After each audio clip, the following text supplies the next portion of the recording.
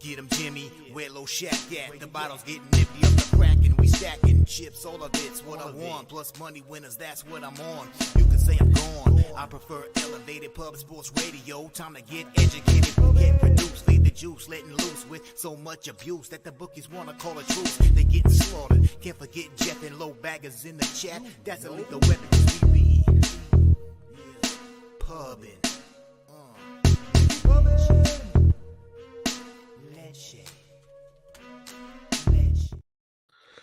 What up, cappers, gamblers, punters, hustlers, low baggers? Happy Friday, December 8th to all of you. Thank you for watching Betting with the Bag right here on Pub Sports Radio. It was a small win last night. The Patriots cashing. It was very, very easy. Troy and I put it on a silver platter for everybody. A very, very easy, relaxed, enjoyable. And then the only other thing I had was NHL, and Carolina Hurricanes cashed the first period. The Bruins lost the puck line. That was a bad look. I didn't join you guys with the Kings. That was a mistake. The Jets won comfortably. The Flames came back on the Hurricanes to cost me the Hurricanes -1. And then the Kraken, man, staying up till I don't know how late to watch that. Outshot the Devils 38-17. It was the right look, and it didn't come through. I'm telling you, I'm on the Oilers tonight, and I'm going to be on the Oilers on Sunday against the Devils. I'm going to get in early. I'm going to hammer that. I think that the Devils are vulnerable here on this road trip, and it's too bad the Kraken didn't take care of us. But it is great to see you guys. I love Fridays. We have a great Friday show. We have Bobano joining us for NHL and NCAA basketball. Then we have LJ from HTown. And finally, LJ hasn't had huge, juicy cards to attack, and he's got one here on Friday. So I'm really excited about being here with you guys. Thank you for rolling with us. Great to see all the cappers in the chat. Truth Teller in the house. Viper NB with his action here. Let's copy and paste that. OKC moneyline, Washington +9.5. Pitt, Florida under 6.5. Curry over 4.5 threes for Vipe. What I wanted to say this too, like what Vipe's doing is a perfect example of the cappers that we have that make the show so special, make this group so special. But let's give a shout out to BJ. BJ wrote this in our chat yesterday. He wrote, just dropping these in here, boss, before I hit the road. NBA best bets, Pacers money line 3 units at +170, Lakers money line 3 units at -125. And he says, let's get this cash. BJ, you crushed it last night. I know your unit size allows you to be a professional gambler. A $500 unit size, you had $1,500 on each. It's something that we're all kind of aspiring to. But incredible work. He asks for nothing ever, completely selfless, comes in the chat with these bombs, and he drops them for us. So shout out to our guy, BJ. Nice work yesterday. Crushed it. And then there's Sammy Culmer, a perfect example. Another capper just like that, coming off sweeping the board 5-0. What a monster. He's on Rafa Nadal, 22-1. Future for the Australian Open. That is in January. How could he be 22-1? Obviously, I don't know tennis, rich kid sport, but I'd be interested in how it could be 22-1. That's wild. I've copied and pasted that information. Thank you for sharing that. There's Billy Friedrich last night. Let's get it back for you. Jay Smooth, ready to get to work. Subhuman Gaucho says, happy Friday, everyone. Let's make a bag today. Serious business, ready to get to work. Andrew G. Kelly McKinnon, the Subhuman Gaucho soccer play of the day. I don't know why I do that each time. It's totally natural, too. Is Bocha. I don't know if I'm pronouncing that right. Let's copy and paste that action from our guy, Gaucho.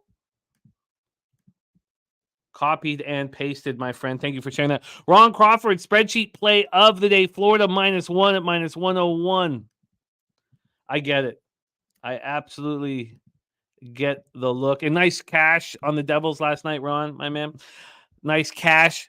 We ready to rock. Brent Vini ready to get to work. There's Troy Torrance. Slatsy Slatsy's on Panthers. I didn't move on the Panthers. Maybe it's just going to be like the Kings last night, but we'll go over that game with Bobano. I could have easily, obviously, the 3-game slate and Panthers are a really good hockey team, even though Kachuk's doing very little. You know what? Let's wait to deep dive. Let's wait to deep dive with Bobano on that because I look forward to it, very much forward to it. I enjoy capping these cards with you guys enormously. D. Jenkins in the house. D. Jen, Dude, Sean Pulliam, Stimmy OG, Joseph Thompson. Sammy, I think the Oilers could sweep their homestand.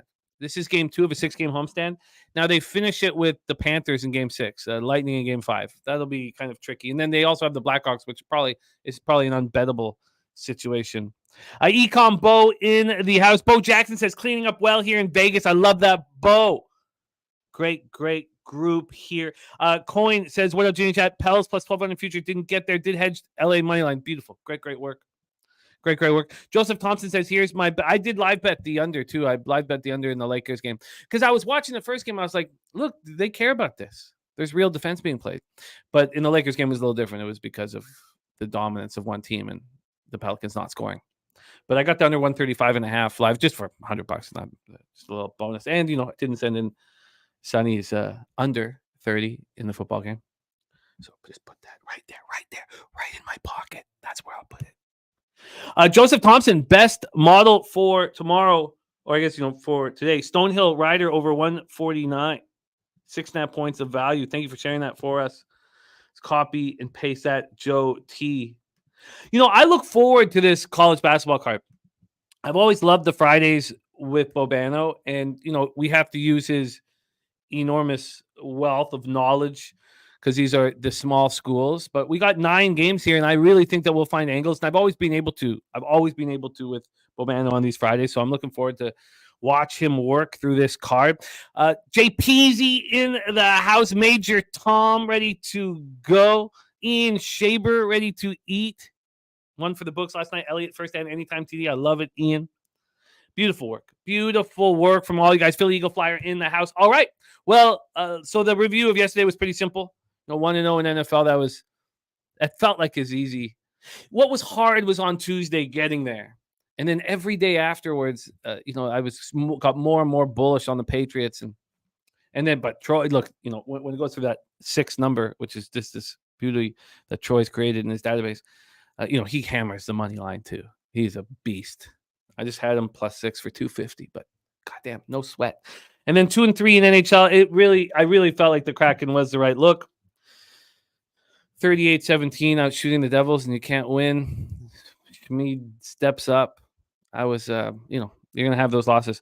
And then not joining you guys on the Kings was a mistake. And then the Hurricanes, thank God I had the first period, or I would be absolutely livid right now. I would be so angry.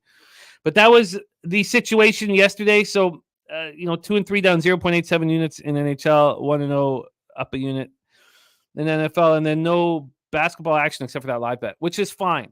Slatsy says useless trend of the day for Jimmy. Wild 9-1 last 10 versus the Oilers. Look, I got in early before the Canucks game was over, but I think that John Hines bounce is over. That's what I think. I think it's over. And I think that the Edmonton Oilers sweep this homestand. Now, do they beat Florida in game 6 of the homestand? We'll see. Hopefully we get there. Let me copy and paste that useless trend. So what do you mean, Slatsy? Let me ask you if it's a useless trend. Are you on the Minnesota Wild tonight? That would be a good answer. There's Jarek White in there. Luke Murphy says Quebec teachers are on strike for the next 5 school days, which means no pay. Need to make up for it here. Taking the books cash. There's Lucas Ryan in the house. JT Eel ready to get to work. So let's get to work. This is going to be a lot of fun. We have 3 games in NHL, 9 games in college basketball with your next guest.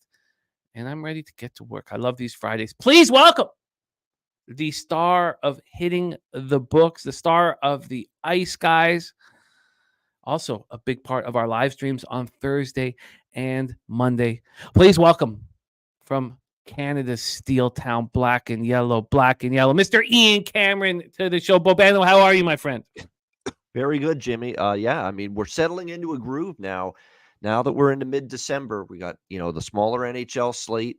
College basketball is settling into that Friday night routine now the rest of the season, where it's going to be a lot of Horizon League and Metro Atlantic and Atlantic 10 and smaller conferences, smaller schools playing for the most part. You'll get the odd television game for the Big 10 and Big 12, Big East on a Friday night as well, but mostly small schools. So this is basically the way it's going to be for the next few months. So it's nice to get into a little pattern and rhythm with that. I love it. I love the opportunity with our Fridays. Last year, the Fridays were very good. We succeeded on them in college basketball with these small schools, but it's all it's all on your shoulders, man. Oh shit, the tree isn't on. Well, let's fix it. Let's get your Christmas tree on. Yeah. Oh yeah, we have a gorgeous Christmas tree. Oh. There you go. Right. Merry Christmas here. Merry Christmas. We have 3 games in NHL, 9 in college basketball. And I was saying, the Friday, Troy saying Bobano the encyclopedia. Can't wait to hear NCAA. Yes, the success I had last year on Fridays was all predicated on you. So let's keep that rolling and let's get to work. We start in NHL. Last week, Bobano, you went 2-2. You were up 0.16 units. You cashed with the Blue Jackets. We both did. That was beautiful. San Jose and New Jersey Devils over 6.5. And then the Ottawa Columbus game didn't go over 6.5, and you also had the draw at plus 380 that didn't come through. 2-2 day last week. Let's get right to work. We started 7 p.m. Eastern. Pittsburgh Penguins 11-11-3, 6-5-2 on the road at Florida Panthers 15-8-2, 8-4-0 at home. Amerant Bank Arena in Sunrise, Florida. We have Tristan Jarry versus Sergei Bobrovsky. I did the goaltending last night, so that can change. Let me know if there's mistakes. 8-9-2 is Jarry, 2.50 goals against average, 9-17 save percentage, 3 shutouts. And Matthew Tkachuk only has 3 more goals this year than Tristan Jarry. 3 more goals. The great Matthew Tkachuk. Sergei Bobrovsky, 12-6-1, 2.49 goals against average, 9-10 save percentage, 2 shutouts. Pittsburgh power play, 9.9%. We'll get into that here in a second after I drop the line history. 83.1% penalty killing. Florida power play, 18.5%, 80.2% penalty killing. Let's get into the line history here for this one. We're not going to talk about cash flow unless anybody wants it. I just don't find it, anything. Except maybe in the pick'em type situation games. But here we have Florida at minus 157 over at Pinnacle. They open up at minus 156, and this line has not moved. It has not moved at all. From a total standpoint here, we're dealing with a 6.5, minus 107 to the over. It was minus 114 to the over, so we've moved back 7 cents. The Penguins coming off their 3rd straight loss, 3-1 at Tampa on Wednesday. They're just a 500 team, but they seem to step up against better competition. And they've lost 3 straight. And something just didn't feel right for me to pull the trigger on Florida. In the last month, Pittsburgh's won at Los Angeles and at Tampa. They've won at home against Vegas and Toronto. A Crosby-type team is going to step up against the best competition. A Crosby team is also going to come in here very focused off of a 3-game losing streak. I do not think they're a good hockey team. I think Florida is a much better hockey team. But there was enough here for me to not want to pull the trigger, the line not moving. And what the hell is wrong with the Pittsburgh Penguins power play? Sidney Crosby has 3 power play points. Erik Karlsson has 2 power play points. He's on pace for 7 power play points. Last year he had 27. So one thing that we must watch for as a group is when their power play heats up. Because there's just no way that we're going to sit here with a 9.9% power play with Malkin, Letang, Karlsson, Gensel. Now, Rust is hurt right now, but having him in front of that, there's just no way. So as soon as I see that power play start heating up, not only if I don't want to back the Penguins because I still don't believe in their hockey team, it's team totals. We got to start taking the team totals. They'll be at 2.5. We need to be ahead of the market as soon as we see them score a couple power play goals. They will get hot. They have to get hot. There's just too much talent. They're dealing with injuries. Centers Ricardo Raquel, who also plays the wing, Noel Chari, who provides toughness. Remember in that loss we talked about a few days ago, 8 hits. They had 8 hits. They were out hit 22-8. They're not doing anything physically. Brian Rust, Matt Nieto out. Chad Ruweidel might be back, and then Pierre-Olivier Joseph out. Florida's a healthy group. They've won just 3 of their last 7 games. Coming off that 5-4 home win over Dallas on Wednesday night. No forward on the team plays more This is crazy. With a team with Barkov and Kachuk, no forward on the team plays more than Sammy Reinhart. No forward on the team has been better than Sammy Reinhart. 17 goals, 15 assists, 32 points in every game he's played, 25. Now, Kachuk's also played 25 games, all of the games. We'll get into that in a second. Sammy Reinhart is a plus 15. I don't have Kachuk's in front of me as plus minus, but I think he's a +1 or a -1, and you got Reinhart at plus 15. And Kachuk scored 4 goals this year. 4 goals, 15 assists, 19 points in 25 games. He is shooting 4%. That's his shooting percentage, 4%. Reinhardt's 27%. So that's another thing we need to look at for the Panthers. As soon as Kachuk heats up, they're gonna win 6 or 7 games in a row. They're that good of a hockey team. And I don't know what's going on with them. And I'm watching. I don't know why he's snake bit right now. So take it away for us here, Bobano. This is a big one and a fun one, and I've got no pre-flop action on it. Pittsburgh Penguins, Florida Panthers. Yeah, this feels like a game where if this is another bad game and another lackluster effort from this Penguins team, shit might hit the fan. We're at that point. There's a lot of people unhappy in this Pittsburgh organization right now, and I'm not saying Mike Sullivan's coaching for his job tonight, but the vultures are circling. Let's put it that way. The speculation is heating up that Mike Sullivan is indeed really on the hot seat right here, right now, for this Penguins team. You know, he got a lot of currency from winning those back-to-back Stanley Cups in, what was it, 2017 or in 18 or 16 and 17 it was, and it gave him a lot of leeway. That leeway's gone. You know, if the problems continue, I think there might be a coaching change. Remember, Dubas inherited Sullivan. So there's always that talk that, you know, this is now the opportunity maybe to bring in his own man. There was apparently a closed-door meeting after the Tampa loss the other night. Now, apparently even the people that follow this team don't know if it was players only, if the coaching staff was part of the meeting, but there was definitely about a 30-minute closed-door meeting inside the Penguins dressing room after that Tampa Bay game.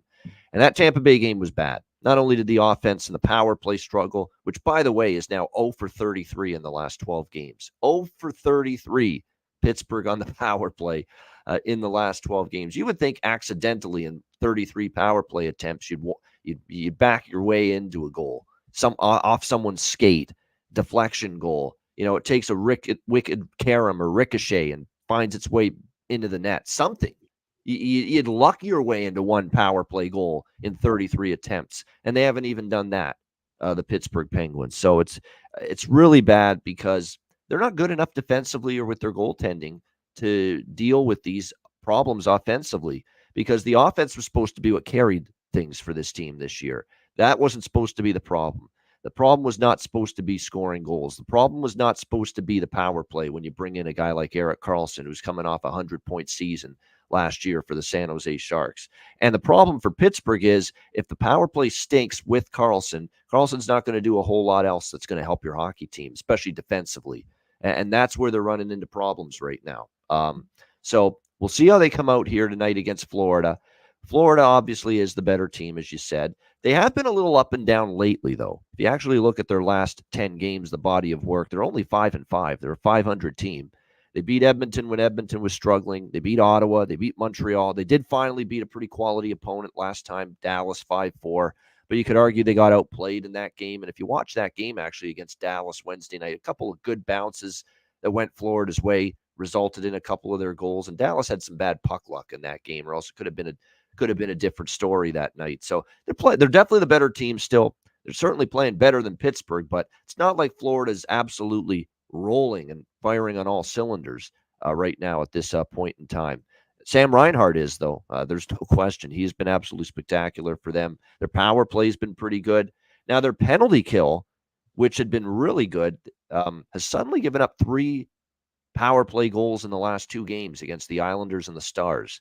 So is this an opportunity for the Penguins to snap this dreadful 0 for 33 slide that they are on with the power play? I don't trust Pittsburgh to win the game. This kind of reminds me of what, and thank goodness, last night I took Carolina first period and full game, not just full game, as that at least saved me a split last night with the Hurricanes, taking a team off a bad effort. Coach wasn't happy. Team wasn't happy. That's what I sense here with Pittsburgh. But I trust Pittsburgh even less to win this game against Florida than I trusted Carolina to win that game last night against Calgary. So I'm going to take Pittsburgh first period here. Pittsburgh first period plus 130 at Bobano. If they're going to do anything, if there's going to be any concerted, intense, focused, supreme effort from the Pittsburgh Penguins tonight, you would think it's got to come in the first 20 minutes or it's not going to come at all. Simple as that. After the closed door meeting and the slide that they're on. So we don't have goalie confirmed yet for Pittsburgh. We do believe it is Bobrovsky for Florida. It's probably Tristan Jarry for Pittsburgh, but closed door meeting. These don't always work, by the way. I remember the last time I backed a team after a closed door players only team meeting. They didn't win the game. They didn't win the next game. So that's why I feel we're going to get Pittsburgh's best punch in the first. I don't know if they're good enough to sustain it for 60 minutes right now. So Penguins plus 130, first period for me. I love your look. I think that I just didn't have the balls. Part of it, I faded Pittsburgh with confidence against Tampa. But I love the look, and I'm very, very interested in joining. Shout out to Fat Wally, our guy. Wally says, thank God it's Friday. Let's get paid. Opening day at Oaklawn today. And Wally gifting a Pub Sports Radio membership. And woo, Rizza, woo, getting it. Wally, you're the man. Thank you so much for your support. Just love capping with you. Thank you, Wally. Coin saying is the Pittsburgh head coach days numbered. Very numbered. I love the look. I don't see how I don't. I mean, look, I'm not on Florida. Everybody's on Florida. I'm not on Florida. Something just didn't feel right. Your idea that the Pens come out in the first period is just, even if it doesn't. And Florida, too, has had some really, not all the time, but even at home the last couple seasons under Maurice, they have had some really slow, bad, awful starts at home. Just occasionally they do. But I've also seen them in those same games roar all the way back and win the game. So that's another thing that I had in the back of my mind, that I just don't trust Pittsburgh for 60 minutes to win this hockey game, but I will trust them for the first period, coming off the meeting, coming off, obviously a third straight loss, to maybe do damage here against against Florida and be at their best early in this game. I've got to join you. That correlates with the way I felt. There's our guy BJ in the house. BJ, I give you a shout out right off the top, man. What you did was everything I love about this show and this group. Coming in the chat again, this is what BJ wrote in the chat yesterday. He said, just dropping these in here, boss, before I hit the road. Says NBA best bets, Pacers money line plus 170, 3 units. Lakers money line minus 125, 3 units. Let's get this cash. I love it. Absolutely love it. There's razor sharp picks, gamblers first glance on the Lakers as well yesterday. Just great work from you guys. Absolutely great work. All right, I love the breakdown of game one, and I feel like I must join you. I must join you. I must. And I will. Let's move on to the next spot. St. Louis Blues, 13-11-1, 6-7-1 on the road to the Columbus Blue Jackets, 8-14-5, 6-7-2 at home, Nationwide Arena in Columbus, Ohio. This is an interesting spot here. And as you guys know, these are two teams that I think are undervalued in the marketplace. St. Louis Blues at home, I think, should be bet on probably every single game at Enterprise. And the Columbus Blue Jackets are so bet on for me. The problem is this bug that's going through the dressing room is going to keep me off of Columbus. Yep. And I hate having to do that. Again, I think Eric Goodbranson might be worse than Tyler Myers. Goodbranson might be the worst defenseman in the NHL. His Corsi numbers are atrocious. He picks and chooses when he fights, so the toughness isn't there. He doesn't support his teammates when they get hurt. We despised him in Vancouver because he'd just watch someone get decked and do nothing.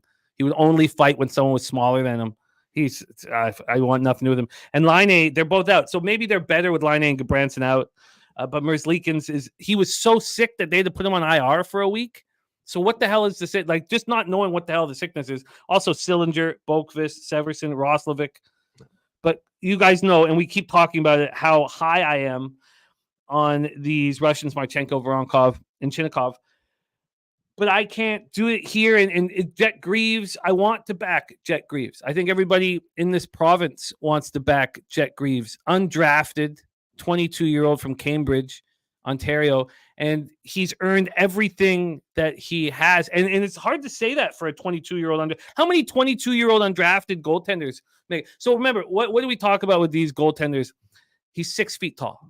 Nobody wanted to scout him. He's not tall enough. If he's 6'6", he's a first-round pick. He's 6 feet tall. No one cares about him. And you guys know I love these small goaltenders because they had to earn all this from the Barrie Colts. He's looked good with the Monsters this year, but just good. He's a 9-3-0, 3.09 goals against average, 8.99 save percentage, 1 shutout. I would like to back him, but it sucks that this bug is going through because I don't know what the hell is going on. I can't put my money down on something when I don't, because Jet Greaves in that, the Jackets, everything about this would make me bet, but I can't do it here. St. Louis power play 9.5%. It's so bad.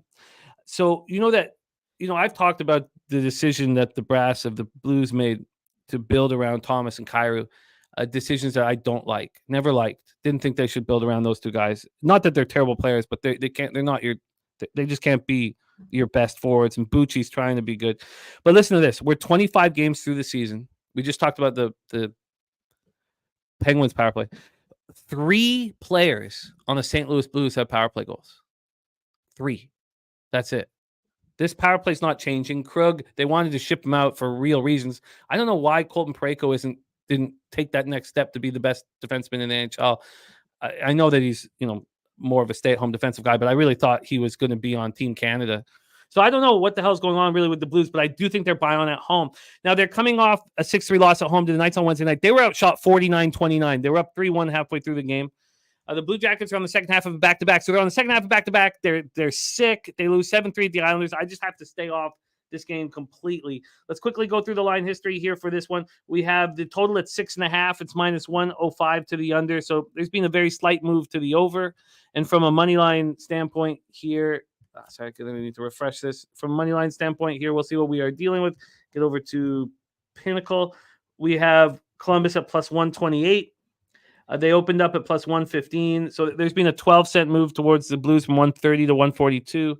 This actually got up to 150.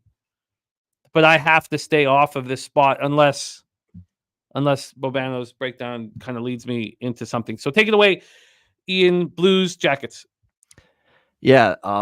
So yesterday I was on Columbus, but it was more so I got to fade the Islanders whenever they're that favored like that, which I did with San Jose earlier this week, which resulted in a beautiful plus 250 winner for San Jose with me against the Islanders in that comeback that they had. So I said, the Islanders can't be laying that kind of price. And I took Columbus last night. And look, they actually led 2-1 at one point, but you could tell that team was playing through a lot. And I think there were players on the ice for the Blue Jackets last night that had the flu running through their system, the illness, and they were playing through it. Much like Boston, by the way. People are perplexed about Boston losing to Buffalo last night. I wasn't. I was on Buffalo. My guy, Jimmy Murphy, longtime weekly guest on the Ice Guys. He was part of the show full time a couple of years ago. He said it to us during the day that Boston's got a significant illness running through the dressing room right now. And I said, geez, got to jump on Buffalo plus 250. And sure enough, and you could tell that was not Boston. It was Boston in body, not in spirit, because they got outshot, 40-26 or something in that game. That's not Boston Bruins. And you could tell they were definitely going through the illness bug as a team last night. And that's Columbus now. And it really does impact you now, because not only do you have that going through you as a team, people sick, you've got 3 starting defensemen out. You can make the case, Jimmy, the 3 starting defensemen that are out, it's the best 3 defensive-minded defensemen that Columbus has. Damon Severson, Adam Boquist, who's had a really good season defensively. Good Branson. He's not going to give you anything offensively, but he'll block shots. Defensively, he'll give you something. So you don't have those 3 guys, and instead, your blue line for Columbus right now is comprised of Werenski, more offensive-minded. Blankenberg, more offensive-minded. Peak, suspect. David Juracek, suspect in his own end. Provorov's an all-around defenseman, but his defensive game since that great first year in Philly hasn't necessarily been the same. You got a lot of liabilities defensively on the blue line right now with the injuries they have, and you saw it last night. I mean, the Islanders put a 7 spot with score a touchdown in the extra point, against this depleted, broken down Columbus blue line right now. That's not a good sign. And you got the flu bug running through the system. Now, do I trust St. Louis to lay a price on the road? Not really. But I definitely can't take Columbus in their current situation and on a back-to-back. I think the Blues should be able to score here. They're off a 6-3 loss to Vegas the other night. But we've seen in this head-to-head series 4 straight overs, 6-3, 5-4, 5-2, 5-2. And to be honest with you, Columbus, even with the 7-3 loss last night, they generated a lot, shots, chances against the Islanders. I like that Laine is out, to be honest with you. Good riddance. In fact, the story of the season for Columbus has been the young kids have outplayed the veterans. The veterans, you can't find them with a telescope. They're absolutely disastrous. Gaudreau, Laine, go on down the list. All of these guys have been a massive, bitter disappointment this year for Columbus. So I like that Pascal Vincent, with Laine out in particular, he's got to rely more on Justin Danforth and the Russian triumvirate, which has been great lately for them. Shinnikov, Voronkov, Marchenko, who have been absolutely terrific for them. Johnson, Fantilli, Emil Bemstrom, who scored last night, back in the lineup. Got to play those guys more. At least those guys are giving you more effort, more offense right now than your useless tit 2 veterans, Gaudreau and Laine, right now. So I actually like that. I think there's more energy right now with the youth now that's throughout this Columbus lineup. And it's not like I trust the Blues defensively either, or Binnington, who's up 1 game down the next. So for me, the clear bet is over. That's what I'm on here in this game. I think we'll see goals early, goals often. I don't trust Jet Greaves in net, assuming he's the starter for Columbus. He has a 3.1 goals against average, a sub 900 save percentage in the AHL this season. It's not good when you're transitioning now to the NHL. So for me, Jimmy, we're going to go over 6.5, minus 104 at Proline Plus. Let's get it here for you. Move over here. So it's over 6.5 minus 104. Yep. Yeah, I like the look here, and I guess you're right. So yeah, 6-3, 5-4, 5-2, 5-2. So we've had 7+ goals in 4 straight between these two teams. Oh, the spreadsheet play of the day is in from Ron Crawford, and it is the Florida Panthers. It is the Florida Panthers here, and Bobano is on the Pens first period, and I'm going to join them. It fits here with it's Florida -1 at minus 101. I'm going to join them on the Pens first period here, and just the risk reward, it just works with my cap. But I'm going to stay off this Blue Jackets spot. Bobano on the over 6.5. Minus 104. Let's move on to the next spot on the board, the final one before we get into college basketball. 9 games on the college basketball slate, 9 p.m. Eastern. We have the Minnesota Wild 9-10-4, 4-6-2 on the road at Edmonton Oilers, 10-12-1, 6-4-1 at home. Rogers Place in Edmonton, Alberta. Marc-Andre Fleury's not been good, and we finally saw a nice goaltending performance for the Wild last night. And Fleury will be in between the pipes and have to see if he can follow what Gustafsson did last night. And how long do you guys think that the new coach bump lasts for? Because I think it's over. It's over. As far as I'm concerned, it's over after that loss to Vancouver last night. That's it. Yeah. Like, I've been riding Minnesota. It's done for me after last night. And I also think that the Oilers have a chance to sweep this homestand. I really, really do. Now, it's going to be tough. Games 5 and 6, as I mentioned, Lightning, Panthers. I moved on the Oilers -1. I moved early. It looks like I didn't need to. I could have got a better line this morning had I waited. It's starting to move towards the Oilers now. Actually, it moved, at 9:54. So there was that was not. So I mean early, like when I wake up, like around 6:30. But this was -190 at 9:54. It's come back 8 cents, but it still moved 7 cents in the Oilers' direction here. And then from a total side of things, we're sitting here at 6.5. Just -123 to the over. If this was 3 weeks ago, that would be -145 or something to the over. But Hines has created a lot of accountability from the forwards. On the back check, Stuart Skinner. Stuart Skinner has allowed 8 goals in his last 5 games. He's not as bad as what we saw from him off the hop, and so he is starting to play well. Minnesota power play 18.8%, penalty killing 71.1%, Edmonton power play 26.3%. We all know it's going to end up at 34%. We all know that the power play is going to step up. It's just Connor McDavid, and we'll talk about him in a second here. 78.7% power penalty killing, excuse me. So the Wild on the second half of back-to-back after losing 2-0 Vancouver last night, snapping the 4-game winning streak that coincided with Hines taking over as head coach. Kirill Kaprizov is not playing like a top 10 talent in the NHL. That's been the problem all year. 23 points in 24 games played, and he's a -5. That's the worst plus-minus on the team. And we see that with players who get the big contract 3 years into it. The need, the edge to be the very, very best, dims a bit. And that's what's happening here. He's made it in life. He's rich. He's made it. And that edge is gone from his play. Now, he can find it again, but it's gone. There's a dearth of offensive talent on this team. Only Joel Eriksson Ek has double-digit goals. And they're pretty healthy. Bogosian dealing with injuries right now. That's it. Oilers coming off their 5th straight win, 6-1 at home over the Hurricanes. This is game 2 of a 6-game homestand, and I keep saying it, they're more capable than sweeping this thing.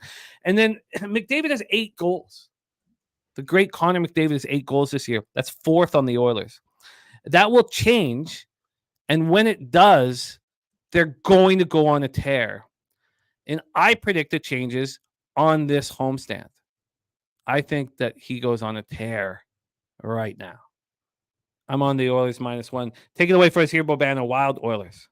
Well, he is on a tear right now. Just assists and points mostly, not so much goals. He is on a tear right now. Absolutely. 19 points for Connor McDavid during the last 7 games. 19 points in the last 7 games for Connor McDavid. Unreal point production. Now, 15 of those 19 points have been assists. Only 4 of them have been goals. So, yes, the goals aren't there for Connor McDavid, but who the hell cares? If he's setting up his teammates, if he's facilitating things offensively for the Edmonton Oilers, and they're still winning games, that's all that matters. And I know that's all that matters to him. He could give a damn about, how many goals he scored. He's happy, helping his teammates out, setting them up, having 19 points in 7 games, even with only 4 of them being goals, as long as the results are the team is winning. And I think that's what you're seeing. And Zach Hyman, man, what more can you say about him? He's been great this whole win streak. He was actually playing well even before the firing of Jay Woodcroft. He's actually had a very good season start to finish. Nugent Hopkins is playing. Everyone right now playing better. And I don't know what it is. They tried, and I think this is probably what ended up getting Jay Woodcroft and the team in trouble. Because to me, still, Jay didn't deserve to lose his job. But I think what really hurt from his standpoint was he decided to get a little cute with the defensive system, and he decided to play this 1-3-1 system that the Tampa Bay Lightning have used all these years, and he tried to employ it with Edmonton to begin this year after the exit to Vegas in the playoffs last year, and that it clearly the players either they didn't grasp it or it was just a bad fit in terms of defensive scheme and system for this hockey team. But either way, they didn't grasp it, and the results were miserable. This was a dreadful and borderline embarrassing team at times defensively, and goaltending for that matter as well. So in comes Chris Knobloch, and he's basically done away with that system Woodcroft was trying to put in, gone back to just the more man-to-man defense. You're at least seeing improvement for the Oilers defensively since the coaching change. And same with Skinner for the Edmonton Oilers. He has gotten his confidence back a little bit. There's no way Stuart Skinner, and I never felt this, even in the bad start this year, that he was as bad as he appeared to be earlier this season. So he's played a lot better. Now, look, thank you, Minnesota. I've cashed a lot of tickets with them the last few games, riding them since John Hines took over, but I still didn't like the hire. And I said, we'll ride the coach bump until it loses. Finally, it lost last night against Vancouver. Great defensive effort by the Canucks after the shoddy one against New Jersey in the Hughes Bowl. They shut down Minnesota. Casey DeSmith was very solid in net for the Canucks as well. Just played a steady, great team structure type of game, Vancouver. Frustrating Minnesota. So now the first loss under John Hines. Now you're on the road on a back-to-back and third game in 4 nights. Yeah, we're off the Minnesota Express, and I think they're in a pretty tough spot here tonight against the Edmonton Oilers, who are on their own coach bump right now with Knobloch. 5 straight wins for them, the rest advantage. And keep in mind, too, with the way the schedule has played out for Edmonton, this is only their 3rd game in the last 8 days All right. Third game in the last 8 days. They played November 30th against Winnipeg. Then they didn't play until Wednesday night against Carolina, where they jumped on the Hurricanes after 5 days off. So this is only their third game in 8 days. These guys should be fresh as daisies right here, this Edmonton Oilers team tonight, to be ready to go, focused, keep this great ride going, keep this win streak going against a tired, fatigued, worn-down Minnesota team. So I like your look on Edmonton, but I'm going to play Edmonton and bet Edmonton the way I always bet Edmonton when they're a favorite in this kind of price range at home or anywhere for that matter. As I've always said, if Edmonton is going to win the game, it's a damn good chance they score 4 goals at least. How many games does Edmonton win where they don't score at least 4 goals? Not many. Not many. So rather than the big price or even the -1 or messing around with regulation or anything like that, what I usually do when I like Edmonton at home, when they're a bigger favorite, we go team total. And that's what I'm doing here. Edmonton Oilers team total over 3.5, -132 at Pinnacle. Bobano on the Oilers team total over 3.5 at -132. I am on the Oilers -1 at -117. And we are both in unison in this spot. Deshaun G moving on Hyman anytime goal +270. And it also says that the Connor David. Is it really that high on Zach Hyman, the goal prop? Let me take a look here. +2. I'm only seeing +155 at most spots. Where the hell did you find +2? If it's +270, man, I'd bet that too. That's ridiculous, that price, if you found that. All right, let's. And he's got -131 for that team total on Pinnacle right now. So let's grab that here. All right. -131, drop a cent there. All right, so we are in unison with. So I'm not going to be on the over 6.5 in St. Louis Columbus, although I completely understand your look there. But I'm joining you on Penguins first period +130. It was music to my ears because it wasn't easy staying off the Panthers, right? You see the situation, you see like that. That's not easy. And I screwed it up staying off the Kings last night. So, but I'm going to join you on the Pens first period. All right, that is our NHL breakdown. It's on ESPN Bet. Deshaun G saying ESPN Bet. Snag it. Great job, Deshaun. All right, let's move on. I have not used it, so that would explain it. Yeah, ESPN Bet. Well, it's a hell of a price. Bravo, Deshaun. Let's move on to college basketball now. We head over to college basketball. 9 games on the college basketball tip. Let's get right to work. We start at 7 p.m. By the way, last Friday you were great. 5-3 plus 1.52 units. You gave us Charleston +4.5 and Boise +4.5. They both won outright. Houston Xavier, the overs hurt. The Houston Xavier over and UConn Kansas over lost, and George Washington lost. But Indiana -2.5 was very easy, and you had both Portland and Kansas on the money line and both cashed 5-3 last week for us. And let's keep winning here in college basketball. So we start at 7 p.m. Eastern. St. Peter's Peacocks 3-4, 3-3 on the road at Duquesne. Duke 6-2, 4-1 at home at UPMC Cooper Fieldhouse in Pittsburgh, Pennsylvania.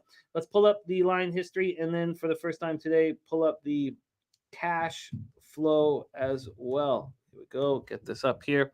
Get over to college basketball.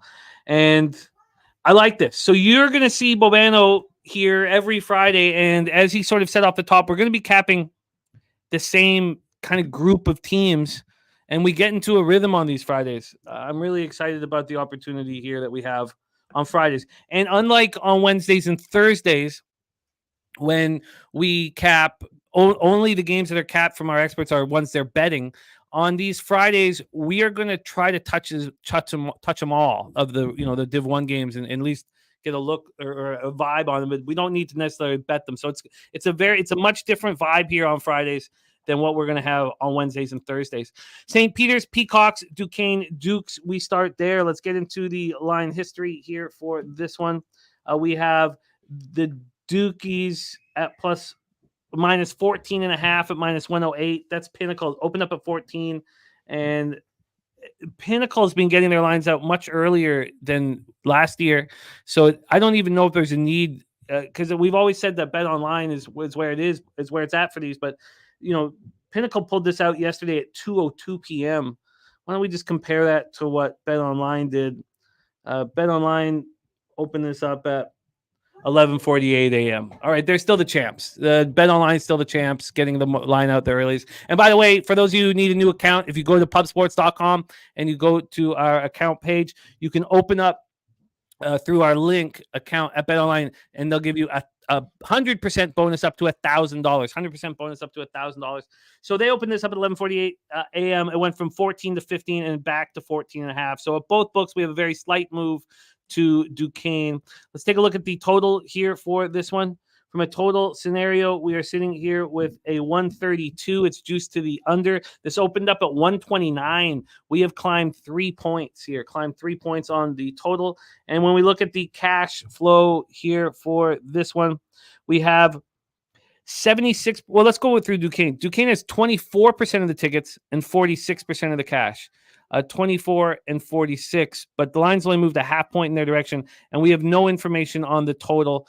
That's going to happen with a lot of these games as the ticket count is low, but it's not that low here on this one. Shout out to Flea Mathis, now a member of Weeby Pubbin with us. Shout out to you, Flea Mathis. Thank you for joining us. Gifted Cartel says Duquesne might be a letdown after two big conference wins. Those are a lot of points, but Duquesne might pull it off. Let's start with St. Peter's. They're coming off second straight win, 54-52 at Canisius on Sunday. It's 4.5-point dogs. They won that game despite shooting 16.7% from three in the victory. Duquesne comes in off its second straight win, 85-72 at Marshall on Wednesday as 5.5-point favorites. So, quite a legit rest advantage for St. Peter's coming off a game where they just won despite not being able to hit anything from three. And is this a letdown spot for Duquesne? Take it away, Bobano. Our first game on the board, Peacocks Dukes. Yeah, this is an interesting game because I've bet Duquesne a lot this year, and they've been pretty good to me. I was on them at Marshall. I thought the line was short. I just thought they were much better than Marshall. They went on the road. They beat the Thundering Herd 85-72. They're an excellent offensive team, Duquesne. It's a classic matchup of you got a really good offensive team like the Duquesne Dukes here, and Keith Dambrot's a really good coach. He's done a nice job this program. When he started here at Duquesne, this was a program that was kind of in a little bit of a mess. He's turned it around. I actually think they're one of the probably top 3 or 4 teams potentially this year in the Atlantic 10. The Atlantic 10 is wide open, and there's no doubt that Duquesne could be a factor and a contender in that conference. I don't know if this is a good spot for them, though. They're laying a big number here at home. They're facing a St. Peter's team that they're the same old St. Peter's. They're the same old St. Peter's going all the way back basically to when John Dunn, coached this team many, many years ago. It's like St. Peter's, and I followed the Metro Atlantic for as long as I've been handicapping college basketball. It's like they'd never change year in and year out. They are a terrible offensive team, nails on a chalkboard, to try to see this team execute good offense and make shots consistently and shoot a high percentage. But their defense is always very tough, physical, gets in your face. They contest shots. They're very disciplined at that end of the basketball court. It was like that for St. Peter's, like I said, years ago under John Dunn.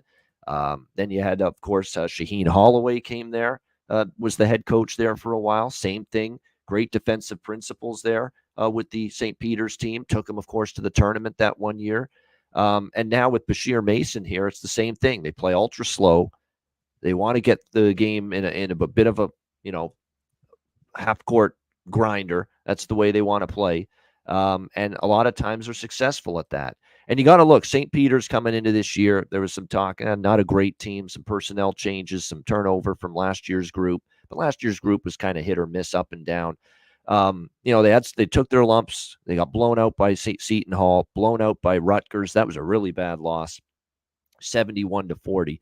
But in the 2 games since then, both of them Metro Atlantic Conference games, both of them outright wins as underdogs against Niagara and Canisius on the road.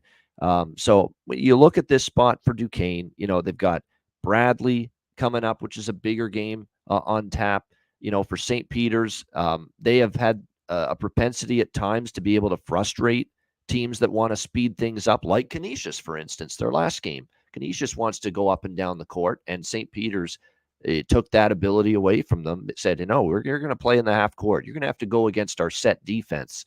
And Canisius really, really struggled with it. So that's kind of a playbook and a style that can work well, against a very good offensive team like Duquesne. So given the spot, given that we've seen St. Peter's play better ball in the last 2 games, I'm going to take the big points here with St. Peter's here in this game, and I'll take them at plus 14.5, minus 108 at Pinnacle. Bobano on the plus 14.5 at minus 108. This makes a lot of sense to me. A lot of sense. And I like seeing a team pull out a victory and not be able to hit anything from three. You can imagine that they should be able to go 30% or something in the next game, and then that changes things. And then also, I really like the idea that, Duquesne coming off big win. 3-1 against the spread as road dogs this season for St. Peter's as well. And just 48 hours ago, they beat Marshall at Marshall. So I really like where you're at on this. It's interesting here with the cash flow, to see the amount of tickets on St. Peter's, but it's only 2,089 tickets in, and early action coming in on this game. I don't think there's just the public betting Peacocks Duke. So I like where you're at here. I'd like to join you on the Peacocks here. Let's move on to the next spot on the board. 7 p.m. Eastern. We have Holy Cross 2-7, 1-4 on the road at Boston College, 6-3, 4-1 at home. Silvio Conte Forum in Chestnut Hill. Let's take a look at the line history here for this one. Boston College opening up at 21.5, now at 22. That is Pinnacle. Let's move. Bet online. Let's just stick with the plan here. Respect the fact that they get these lines out before everybody else here. So they're at 22. They open this up. See, this is the helpful part. They open this up at 19.5. It lasted there for 11 minutes before it went to 20. 10 minutes after that, it went to 21. Then Pinnacle comes out at 2 o'clock. So let's just always stick with the Bet Online looks here. So it's moved 2.5 points at Bet Online. Now it did get to 22.5 before there was a half point of buyback. So take a look at the total then for this one. This one opened up at 140.5. It's now at 139. So we've dropped 1.5 points there on the total.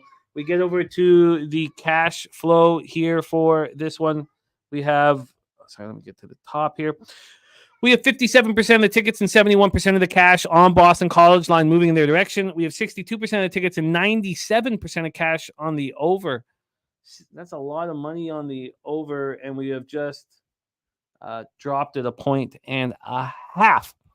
So both teams coming off games versus Coastal Carolina. We have the common opponent situation here. Holy Cross comes in off its third straight loss, 78-67 at Coastal Carolina on Saturday.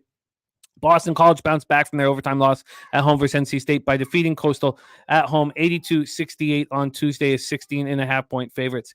Take it away for us here, Bobano. Holy Cross, Boston College.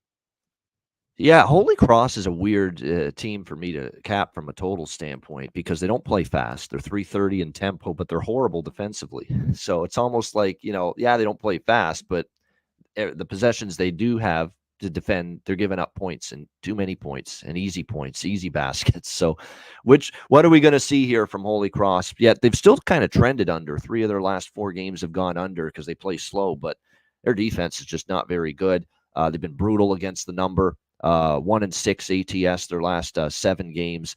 Not exactly a team I'm excited to back here on the road against Boston College. That being said, and I like Boston College. I like this group this year. I think this is one of the better teams they've had in a few years. They're definitely improving, in my opinion, and getting better. And that's what you want to see. Earl Grant's a good, solid coach here with this team. Came over from Charleston, employing a little bit of more of a half-court style. So you're not going to get much pace in this game. I will say that. And maybe that's an indication of why this total's dropped a little bit. But, Boston College, you see what they've done here. They played pretty good basketball for the most part. They had a tough loss against NC State, but, they've had some decent, solid results this year. They're improving for sure, in my opinion. And certainly I think they're capable of taking care of a Holy Cross team that's just not defending very well right now. But do I want to lay 20, 21 with the Boston College team that, when you're asking them to lay this kind of number, they've been hit or miss. They covered as double-digit favorites against Fairfield, won by 19. Last time they were double-digit chalk against Central Connecticut State, they only won by 14. So like I said, when they're in this kind of price range, it's kind of hit or miss for a team like Boston College. So I know I don't want the dog, but I'm not comfortable laying this many, so it's a pass for me. We have a pass here for Holy Cross, Boston College. Our guy Nutflush Allen and his beautiful wife Kristen on their way to Vegas right now. Right now, you can go have a beer with them in Vegas this weekend, or you can just come to Pubapalooza and party with them there. They're as fun as any couple in the sports handicapping world. Drive safe, you guys. Have a wonderful, wonderful trip, and love to the Allen family. Love to the Allen family. There's AOD in the house. Joey, one of the first families of Pub Sports Radio. Like, how do you not love this family? Wonderful mom, dad, kids. I mean, it's just phenomenal. Yeah, great people. A lovely. And I know I've talked to them. I've met them. We've met them. They're phenomenal. One of the fun things about this college basketball card, and Jake Burns wanting to talk Rider versus Stonehill. That's our next spot on the board. Rider at home, the Bronx at home to the Skyhawks. One of the fun things about this card is every game's at 7 p.m.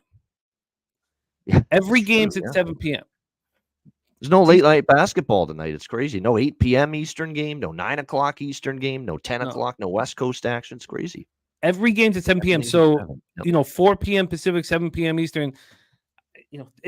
Depending on how big our card is, because I already want to start with St. Peter's, it could be a lot of fun. It's a lot of fun way to have a Friday night. So all these games are at 7 p.m. at the exact same time. Let's keep rolling. 7 p.m. Eastern, Stonehill, Skyhawks at Rider, Bronx. We're in Lawrenceville, New Jersey. There's our guy, Justin McAlee. Says, can't wait to Battle of New Jersey here.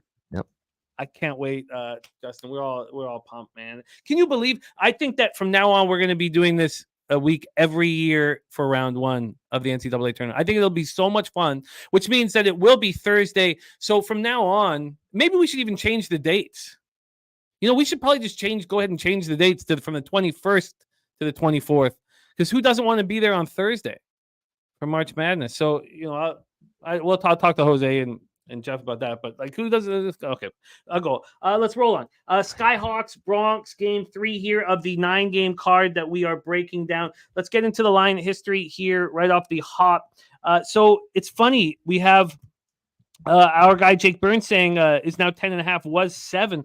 I don't have that from Bet Online. Oh, sorry, that's because I'm on the total. I didn't think I saw that at Bet Online. Let me see. I don't have that on BetOnline. Oh, you were right. Okay, so interesting. So this opened up at 9. The first move was towards the Skyhawks. About 20 minutes after this came out, it went to 7.5. And then 2 hours later, it got back to 9, and now 10, and now 10.5.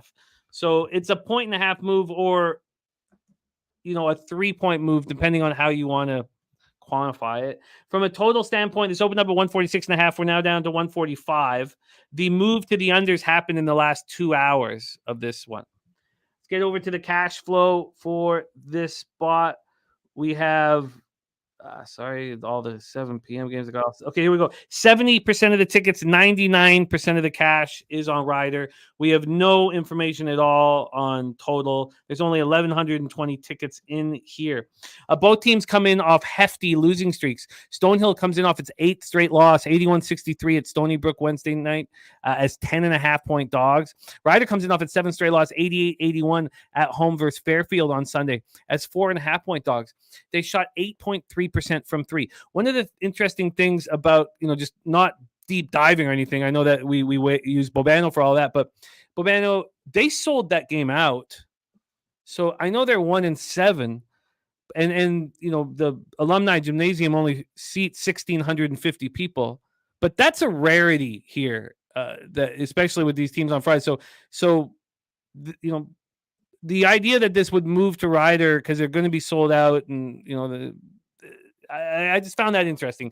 They shot 8.3% from 3 in the front of a full house, and they're expecting another full house tonight against Stonehill. Take it away for us here, Bobano. Skyhawks Bronx.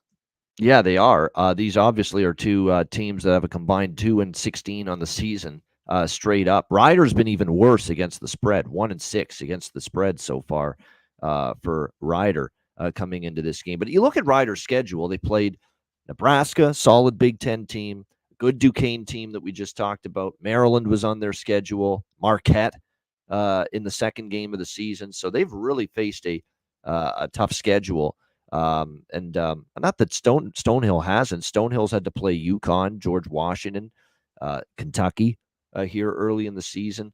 No, they've been awful defensively, in particular, Stonehill. There's no question about that. You look at this Stonehill squad, They are 348th in the country in terms of field goal percentage defense. And just in case you're wondering, there's not many more teams than that in college basketball. So we're talking about right near the bottom as far as field goal defense. This Stonehill team, they're absolutely terrible at the defensive end of the court. 358 in the country as far as defensive efficiency is concerned. So, Riders should be able to do some damage. And look, like I said, Riders played Marquette. Riders played, some really good teams and certainly some better defensive teams than this. So you got to believe Riders going to do their thing offensively. I kind of agree with the move, but it's getting a little up there now as far as the current price with this. What I am going to do here is I'm going to do two bets because I think this total being bet down is wrong. Because I look at Stonehill as a team that, they're going to struggle at the defensive end of the court. They've been trending over the total this season as well. Not so much, lately. They've had 3 of the last 4 under, but overall for the season, we've seen this team still in their last 8 games on a 5-3 overrun. They're giving up 80s consistently. I think when you look at Ryder, coming off an 81-point effort against Fairfield, they've gotten their offense rolling a little bit. 76 on the road against a Big Ten team in Maryland. They're definitely improving on the offensive end of the court. When you look at Ryder's offensive numbers coming into this game, they're improving. I'm seeing their offensive efficiency improve here over the last couple of weeks. So that's a good sign after struggling to shoot consistently earlier in the season. So I've got 2 bets here in this game. First of all, I'm going to isolate Ryder's team total here in this game. I find that's probably a decent way to go about it. Over 77.5 right now is Ryder's team total, minus 110 at DraftKings. I feel pretty confident that they are going to go over that number. Stonehill's consistently given up, like I said, 81 in their last game that they played against Stony Brook, 79 against Binghamton, 80 against UMass Lowell, 80 against Quinnipiac. Texas A&M Commerce scores 97. You get my drift. They've just given up 80s pretty much against everybody. So I like Ryder over 77.5, minus 110 team total at DraftKings. But I'm also going to grab the full game over here. I think that full game over, I thought it was in a good spot in the high 140s. But now that we can get over 144.5 here, minus 110 at Bet Rivers, I think the total is just a little low now. And that rolls right with our guy, Joe T. His model total for today has 6.8 points of value on the over. So Joe T also on that over. Bobano on Ryder, team total over 77.5 and the over 144.5. I wish, we got here to earlier so that first half for Ryder, after shooting 8.3% against this terrible defensive team, but it's 6. It's just too late to the party there, but not too late for the totals. Bobano on the Ryder team total and the over, and Joseph Thompson saying that this is the best spot on his model. All right, let's move on. Next up on the board, 7 p.m. Eastern, Fairleigh Dickinson Knights 5-5, 2-4 on the road at the Manhattan Jaspers, 4-4, but 2-0 at home. Oh, by the way, big shout out to Chang Kim, our guy Chang Kim, driving the trash truck, listening to you guys every day. He wants one best bet from both of you, and he's going to drop 100 on it. Well, at this point, do we want to wait till we're done the rest of the college before we give that to him, Bobano? Because I would want him. I think it might be better to take Bobano's best bet and parlay it with the Oilers money line. Because at this point, I think that would add some nice juice to your bet. And then you can decide still if you want to put 100 on each or you want to put 200 on that, or maybe split difference, make it 150 or something like that. So that would be my addition. So do we want to wait till we're through the next few games to see what you might want to tie Oilers money line with? Oh yeah, definitely. That's fine with me. Absolutely. Yep. And maybe, King, if you're going to listen to us all day, that will change when we have NBA here because we're running so nice in NBA. But that's the start for us. Okay, let's go. Fairleigh Dickinson Knights, Manhattan Jaspers. We're in Grady Gymnasium in Riverdale, New York. Let's go to the line history here for this one. Of course, we're at BetOnline. BetOnline opened up Manhattan as 2.5-point favorites. Now they're just 1-point favorites. So it's a pretty legit move over to FDU. From a total side of things, we opened up at 150.5, and we're now at 152.5. So we've gone 2 points in the direction of the over. We have 61% of the tickets and 81% of the cash on Manhattan. and the market has moved this towards Fairleigh Dickinson. It's very, very interesting. We're not getting any money line information, so that's just on the spread. And then totals-wise, this has gone up 2.5 points from the BetOnline opener, and 75% of tickets are on that over, but just 58% of the cash.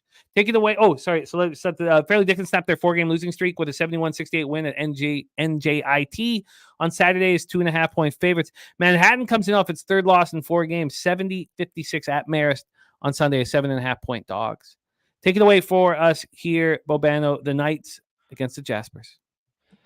Yeah, this is you look at Manhattan 4-4 on the season, but an ugly loss at Marist in their last game. But they did beat Mount St. Mary's 75-74. That was a conference game, Metro Atlantic game, winning outright as underdogs. We'll see how they fare here in this game. They've only played 2 home games this year, and one of them was against a Division III school, I believe. Early in the season. They've really only played 1 home game since then. They've had to play UConn, obviously. They did cover, actually, against UConn, but that was an ugly game for them against Marist, 70-56. Manhattan's not a very good offensive team. We talked about how Stonehill, is bad defensively. Manhattan, pretty rough offensively, 40.7 field goal percentage, 318 in the country. They're going up against a Fairleigh Dickinson squad that, what you're going to get from them primarily is, they're not a great lockdown, shutdown defensive team by any stretch of the imagination. They're going to play fast. They're 360 in the country as far as and just absolutely wretched is Fairleigh Dickinson on the defensive end of the basketball court. So in theory, this should be an opportunity here for this Manhattan squad maybe to get some traction shooting the basketball. Because you look at what we've seen out of Fairleigh Dickinson here. Fordham puts 80 against them. Robert Morris, 97 against them. We saw Jacksonville, 91 scored against this Fairleigh Dickinson FDU team. So 97 allowed to Queens. They've just been absolutely atrocious, at the defensive end of the basketball court. So it's not exactly what you want to see here in this game. I think now the numbers coming to a point here where it's getting absolutely cheap here on Manhattan in this game. Now you're just asking them in a straight-up win situation at a pick-em here to get the job done here in this game. I think they're very capable of doing that, and that's where I'm going to land here in this game. Manhattan doesn't play slow either. It's worth noting. When they're 172, they're basically a mid-range tempo team. Fairleigh Dickinson's going to play ultra-fast. So I think in this game, Manhattan's cheap. We're getting a discount on them. I don't trust this Fairleigh Dickinson team, a team that bad on defense, going on the road and having to win the game. I know Manhattan has struggled to shoot consistently this year, but not for me. I think it's a nice bounce back buy low spot on Manhattan after the Marist game. So for me here, I'm going to take Manhattan minus a 110 at PointsBet. And we're also going to jump in on this over. I think the total's a little light, over 152 minus 126 at Pinnacle. You are locked in Manhattan money line minus 110 and the over 152 at minus 126. Let's move on to the next spot on the board. 7 p.m. Eastern. They're all at 7 p.m. Eastern. We had the Cambridge, home of the Harvard Crimson, up against the Army Black Knights. Black Knights 0-3 on the road so far this year, and Harvard 3-0 at home. Let's get into the line history here. We'll start with the spread. This opened up with Harvard minus 14. It got up to minus 15.5. The first move, though, wasn't towards Harvard. It was towards Army, a half point. But then it moved to 15.5. Since then, and it hasn't been a one-way ticket, but it's moved towards Army. This got down to 12.5, then back up to 13, and then got down to 11.5, and then back up to 12. But overall, there's been a 2-point move towards the Black Knights. From a total scenario, this one has climbed and climbed. Wow. This opened up at 1:30 yesterday at 11:48 a.m. We're now up to 136, a 6-point move to the over. Absolutely wild. Justin McAlee says he wants to bet Army, but hasn't moved yet. Let's look at the cash flow.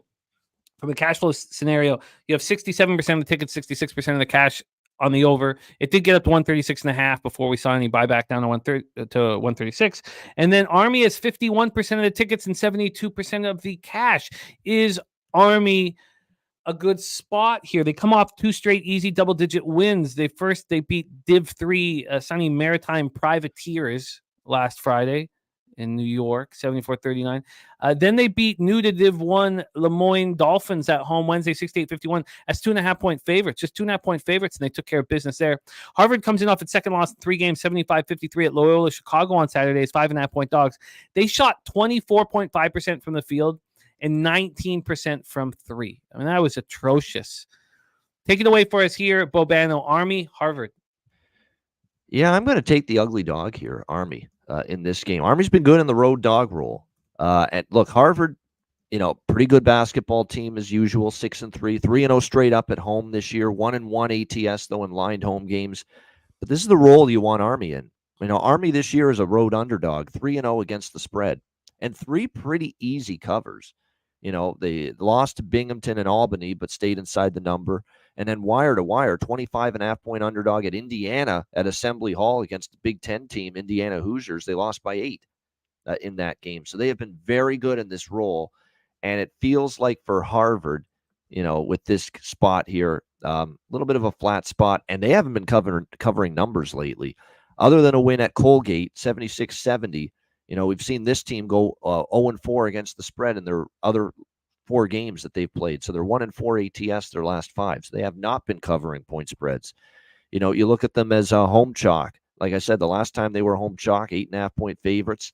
They played American University, barely escaped 80-75 in that game. So, to me, this is just one of those, they've got some conference games coming up. They've got Army here, who is just not a good offensive team. They aren't. If they're going to hang around in this game, it's going to be their defense that keeps them in it, because they struggle to crack 60, in a lot of games, and they play ultra slow. I am stunned. I can't believe this total's gone up like it has. Army is as slow as can be, 332 in tempo. They're a good defensive team. They're not a very good at all offensive team, and yet people want this over. I guess people just felt, more than one person felt, that 130.5 was just too low. Maybe at that number it is, because Harvard's a good offensive team. Harvard can score points. They're efficient. But now at 136.5, I wouldn't trust an Army game over the total at that number. But I do like Army here. I think just a little bit of a flat spot for Harvard. I think the Army D keeps them in it. So Army plus 13.5, minus 120 at Proline Plus for me. You are locked in. I would join you if Harvard didn't come off that horrific shooting performance. That's the only, every other thing is a correlated check mark. You're right. So I see why you're still moving on it. For me, I'm going to let it go because of how bad Harvard was last out. Gold 44 says, I like the 6.9 points of movement. Might take a chance on first half under. I get it. Von Polo, yes. LJ from HTown and NBA will be coming. We have 4 more games of college basketball before LJ from HTown takes over for NBA coming up soon. So let's roll on. Or so LJ probably is when we'll be done. Yep. Let's roll on. Next up for 7 p.m. Eastern, North Carolina A&T Aggies. Look, I can't wait to break down the NBA card, but to have all these games popping off in college basketball at 7 p.m. is going to add to my night. Now, at this point, I don't know how much I'll have, and I'm looking forward to seeing if I can add something here. A&T Aggies yet to win a game this year, 0-7, 0-4 on the road at the High Point Panthers, 7-3, undefeated at home at Nito and Mariana Quibbin Arena in High Point, North Carolina. I'm not sure if I pronounced that properly. Never been to the arena there in High Point. Let's take a look at the line history here for this spot. We'll start with the spread, and we have High Point as huge favorites. They're sitting there as 19.5-point favorites, but this opened up at 21.5. Interestingly enough, yesterday it got up to 22.5 before there was buyback, and there wasn't really any buyback until this morning. And this, as I said, this line's been out for 25 hours. At 9 a.m. was our first sign of buyback, 9 a.m. Eastern.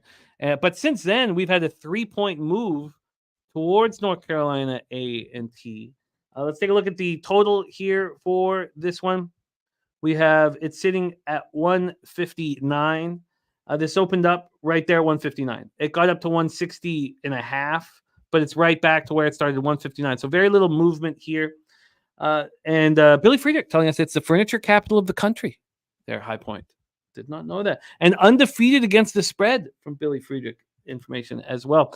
Let's take a look at where the cash is on this one. We have 56% of the tickets and 61% of the cash on High Point, and then 62% of the tickets and 64% cash on the over. North Carolina A&T comes in off its 7th straight loss, start the year losing 85-68 at home versus Citadel as 6.5-point dogs. High Point comes in off its 4th straight win, 97-71 at home over Western Carolina on Tuesday. This offense is rolling.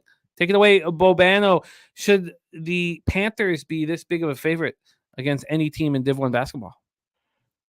That's a pretty good home court, though, for High Point. And, they've been playing some really good basketball here at home. They've covered 2 straight here on their home court. They also have good wins against Iona and Illinois State at home, which are, look, Iona's down a little bit this year. Patino's gone. The guy from Fairleigh Dickinson's coaching that team now. The name escapes me, but there's a bit of a rebuild going on in Iona this year. But still, to have a win against them at home is pretty solid. And then, of course, the Illinois State win at home. Absolutely. So it's a good home court, and it's a team, I believe, 4-0 against the spread at home this year as well, High Point. So don't know if I want to fade them here. And the one thing about North Carolina A&T is they're pretty bad. They're wretched, rancid, whatever word you want to call it, defensively. Absolutely atrocious defensively. And they play fast. So not only are they 362, I think that is dead last in defensive efficiency. Like, that's dead freaking last in college basketball. 362 defensive efficiency for North Carolina A&T.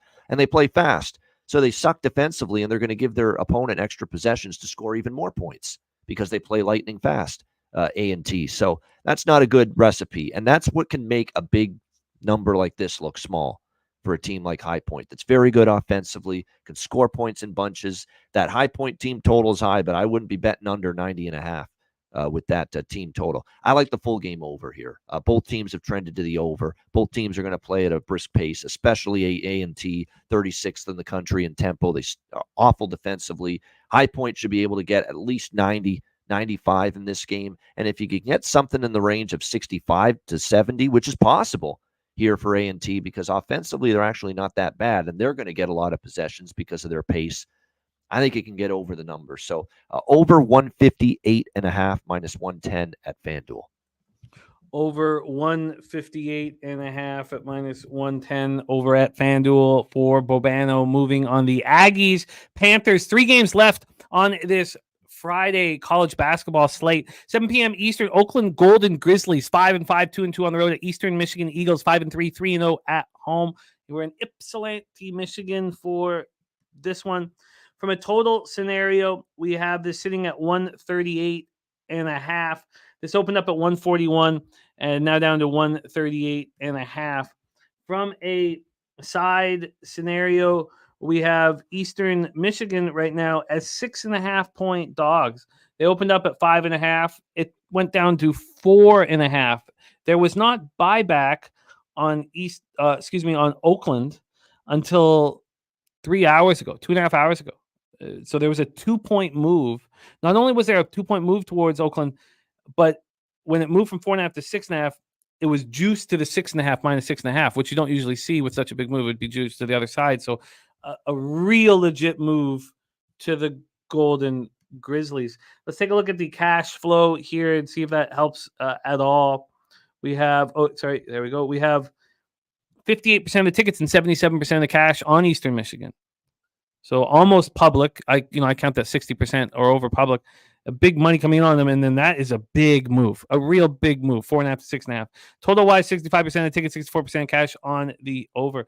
Oakland comes in off its 2nd straight loss, 69-68 at home to Toledo as 1.5-point dogs. And these, Eastern Michigan Eagles, they're undefeated at home. They're coming off their 4th win in 5 games, but they haven't played since last Friday, and they beat Div 2 Lake Superior State Lakers 68-53. Take it away for us here, Bobano. Oakland, Eastern Michigan. As far as I'm concerned, this is an Oakland team I like. I like them a lot. I like Greg Campy a lot. He's been here a long time. It's an Oakland team that's I think going to be a good team in their conference this year. Now they've hit a rough patch here. Couple of bad losses, not bad losses, but they just didn't play well. Keep in mind, there's also a team that beat Xavier on the road this year. Went to Loyola Marymount on the West Coast as dogs and won outright earlier this year. Hung tough with a very good Drake team. Covered the number against Illinois. Covered the number against Ohio State. This team on the road has been very, very good, to the tune of 4-0 against the spread, and they're actually, it's better than that. Well, you know what? True road games, they're 4-0 ATS, but road and neutral combined, this team is on a 6-0 ATS, their last 6 away from home, road or neutral environment. I want Oakland in this spot, off 2 losses in a row. They are better than Eastern Michigan, in my opinion, coming into this game. Now, I know Eastern Michigan's beaten Detroit, Central Arkansas. Cleveland State's not very good this year, so you can't really make an argument they've really beaten anyone of quality. And then they've had a couple step-up opportunities like Oakland, and Oakland hung tough in their step-up games, whereas Eastern Michigan got blown out by Butler, 94-55 in theirs. So they've been great on the road. They're off 2 losses. The better of these 2 teams, bounce-back spot, the whole bit. I'm going to lay the road chalk here with the Oakland Golden Grizzlies in this game. Oakland -6. Actually, Oakland -5.5. Let's take that. ProLine Plus has Oakland -5.5, -125. I like that a bit. I like the over here, too. I think the total's kind of going in the wrong direction. When Oakland wins, it's because their offense pushes pace. Their offense is efficient, gets the job done. I think it will here in this game. And Eastern Michigan's defense, nothing to write home about. Total's reasonable. So Oakland -5.5, -125, and also over 38, over 138, -112 at Pinnacle. I worry if I'm getting too cute. I can't get the 5.5. I'll be in a situation where Oakland would need to win by 7 here on the road. What do you think of? Is it getting too cute trying to cut this down and taking Oakland first half to come out and take care of business after 2 losses? What do you think of that? I'd like to know their first half results, like really look in depth, how they've done in the first half in some of these games. Because what I've noticed with Oakland here, quite honestly, especially in their wins, is they've been a very good second half team. I've noticed that they've been a really good second half team in a lot of these games that they have played this year. So personally, if I had to say cut it down, you could, but I would probably at the very least want the full game as part of it. So if you're going to go first half, don't just go first half. Go first half, full game split. Okay, well, I'm going to need more time to look on this Golden Grizzly spot, but Bobano has fired away. Oakland -5.5 and the over 138. Robert Franklin, Jarek White also on that over 138, and Robert Franklin also liking Oakland in this spot. Christopher Comentini also, there's a lot of people. Give the Cartel says Oakland back-to-back losses. Oakland smash spot. Let's move on. Next up for us, 7 p.m. Eastern, UIC Flames, 5-3, 1-1 on the road at Jacksonville State Gamecocks. We're at Pete Matthews Coliseum in Jacksonville. Let's take a look in Jacksonville, Alabama, of course. Sorry, I should add that caveat. Let's take a look at the line history here for this one. We have right up at the top, Illinois, Chicago. We're going to go to Bet Online. We have this opening up as a pick'em, and then yesterday, this moved to UIC as 2-point dogs. Since then, there's been buyback to the point where UIC is now the favorite, -1 at -109. We'll probably get a better idea if we go to money line. So why don't we just do that just to get a better sense of what the hell's going on here at BetOnline. So from a money line standpoint, this opened up with UIC at -101. They're now -115. They got up as high as -119. That gives us a better idea of this move towards UIC on the road. Let's take a look at the total for this one. From a total scenario, we have it sitting at 132.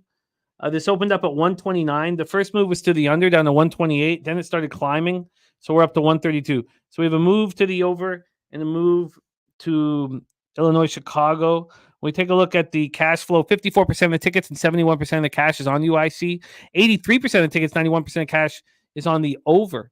UIC comes off its second straight loss, 69-64 at home to Illinois State 8 days ago. They were 5.5-point favorites, and they lose 69-64 at home, and then they have to sit there for 8 days of hard practice. Jacksonville State had their 3-game winning streak snapped in a 61-59 loss at home to East Tennessee State. East Tennessee State, good team. The Jacksonville State was 3.5-point dogs. why would this not be a nice bounce back spot for UIC here, Bobano, after sitting there for 8 days? Take it away for us. Flames, Gamecocks. Oh, you're muted, my guy. Yeah, not only a bounce back spot, but I think bounce back spot for the better team and the better point spread team, the undervalued team all season long. I mean, Jacksonville State so far this year, 3-5 against the spread. Illinois, Chicago, the Flames, they're 6-1 ATS their last 7 games, and I've been on a few of these UIC spots. They've been undervalued. They are. They're a good enough offensive team. Defensively, I think that's really where you see this team can be solid. They're just outside the top 100 in the country in defensive efficiency, UIC. So I like that. I don't think this is a vintage Jacksonville State team. This has been a team that in their conference has been, in the past, has been very good. But remember, Jacksonville State's moved to Conference USA this season, just like with football. Ray Harper's been there a lot, and I like Ray Harper. I'm a Ray Harper guy. I just don't think this team's nearly as good as it's been in the past. I think UIC, what I've seen from them, they beat down a solid Middle Tennessee team. They have the upset win against a pretty good Loyola Chicago Ramblers team. We know that they're always in the mix to be in the tournament every year. They covered the number in a defeat at Cincinnati on the road. They've had some really good results. They've been undervalued, 6-1 against the number, bounce back spot for them after a loss, and a whole week in between games, which gives them prep time, practice time, extra ability to really hone in on this game against Jacksonville State. So I was a little surprised that I had Illinois Chicago probably laying 3 in this game, not pick them where it opens. So I agree with the move to UIC. This is an official play for me. UIC money line here for me in this one. Let me just double check, see what we can get. UIC money line -110 at FanDuel. Bobano is on UIC -110. And Justin McElvey's come up saying Jacksonville State money line on my card big. Justin, can you hit us with just a couple notes as to why you are so confident on the other side here? Because with the move from dog to favorite, I find a lot is correlating with UIC coming off the loss, coming off the 8 days. There's just so much there that. So my plan was, until you wrote that, to tail on UIC. So could you give us a couple notes if you can?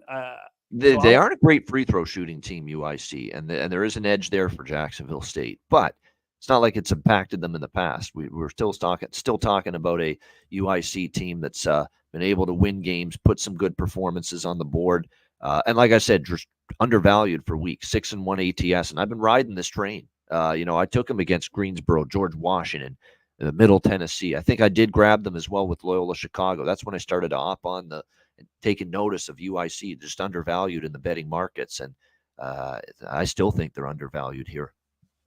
Let's get into our final spot on the board. These Fridays are going to be fun. I have no problem, with these small schools because we have you here, Bobano. So let's go into this final spot on the board. It is the Navy Midshipmen, 2-5, 0-4 on the road at the Quinnipiac Bobcats, 6-2, 4-0 at home. We're at M&T Bank Arena in Hamden, Connecticut. And we have NBA up next, a huge slate for our guy LJ from HTown to hammer away with. And thank you, Justin. I'd love to hear it. And thank you. Coin has some Quinnipiac -4.5 at -110 in his pocket. Let's get into the line history here for this last spot on the board. Navy Quinnipiac. This opened up with Navy at +4. They quickly moved to 6.5. No, I shouldn't say quickly because this came out at 11:48 in the morning yesterday. So within 20 minutes, it moved to 4.5. 20 minutes later, it moved to 5. An hour later, it moved to 6.5. Look, I should have said. Oh wait, no, that's sorry. Let me do this again. So it went from 4 to 4.5 in 21 minutes. Then I didn't realize it's 12:24 a.m., not 12:09. So then it took 12 hours to move to 5, 6.5. And then there was buyback this morning. This got down to 4.5, and now it's at 5.5. So still, we've had 1.5 points of movement over at BetOnline towards the Bobcats. Let's take a look at the total then for this one. From a total side of things, We have it sitting at 139.5. This opened up at 135. We've climbed 4.5 points. So, not as big as a 6-point move on the total the earlier total that we talked about, but a huge move here to the over. Take a look at the cash flow for our final spot on today's college basketball slate. You have 79% of tickets, 83% of cash on Quinnipiac. Then 41% of tickets, 75% of cash on the over. Navy had their modest 2-game winning streak snapped in a 79-77 overtime loss at George Washington on Tuesday, but they were 11.5-point dogs in that one. Quinnipiac comes in off its 4th win in 5 games, 75-68 in overtime at Niagara on Sunday as 1.5-point favorites.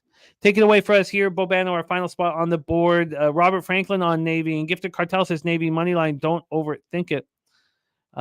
And by the way, Billy Friedrich adding another angle here that Jacksonville State plays Wisconsin in their next game as well. So It could be, maybe I'll look at the spot there. Take it away for us here, Navy Quinnipiac, Bobano.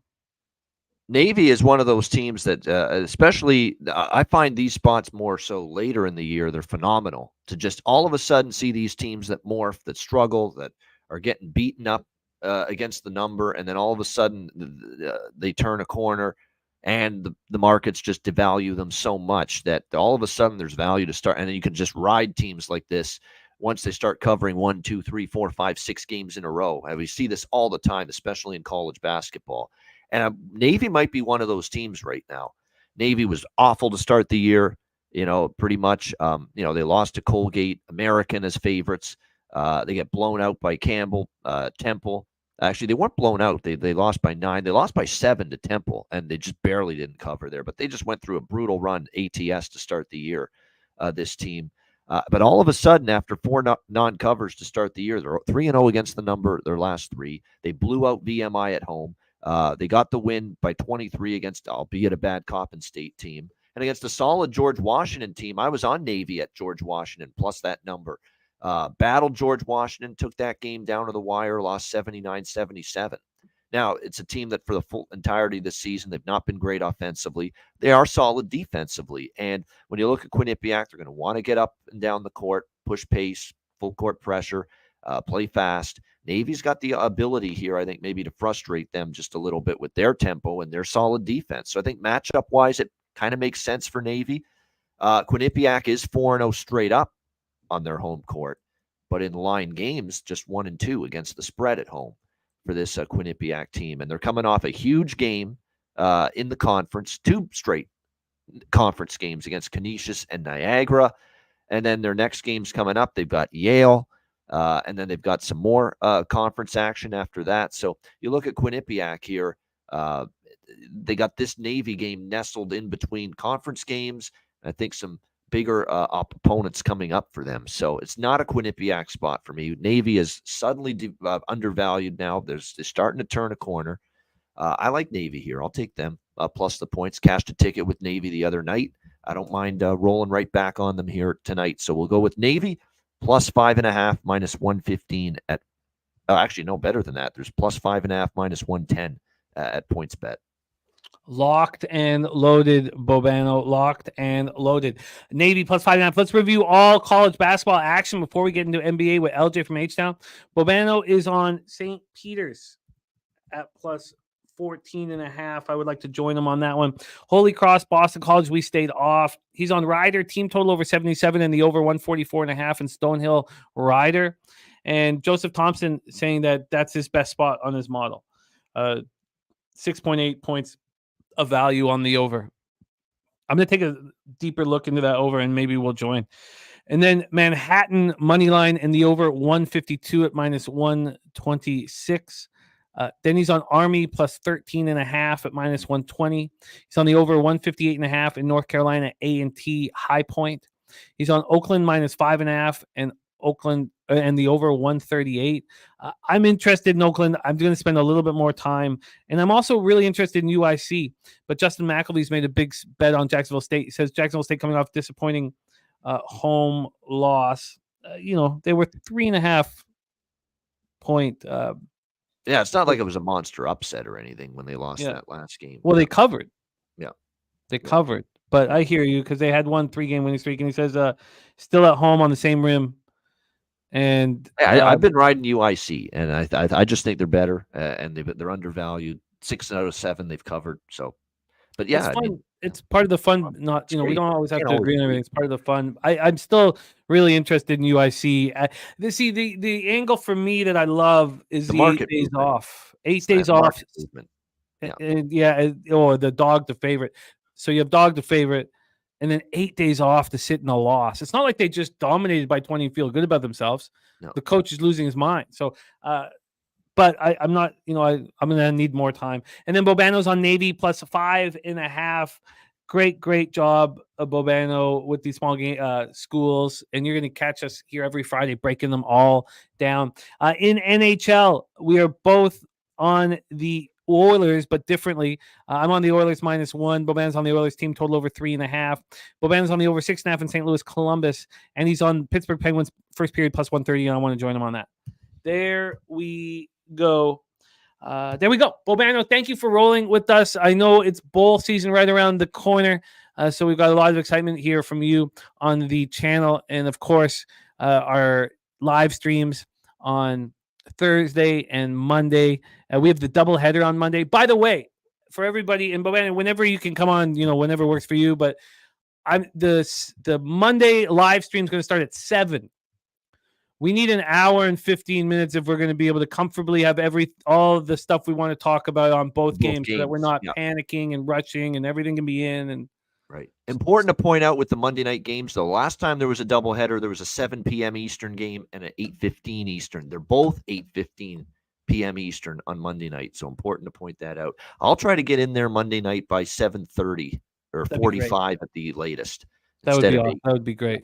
That would be so big for us. Yeah. So we are starting earlier on Monday because I've moved on both games pre-flop, and I will have an SGP for each, and we want to talk all about it here. So love it, Bobano. Thank you for your hard work. Please follow Bobano on X at Bobano and follow him with all of his sports content. It gives so much to us. Thank you for your time, Bobano. Any last words for the Cappers supporting the show? Well, great stuff. Always good to be with you on a Friday, especially now we're getting into this routine NHL, small conference, college basketball on Fridays moving forward. So that's great. Shout out to everyone in the chat.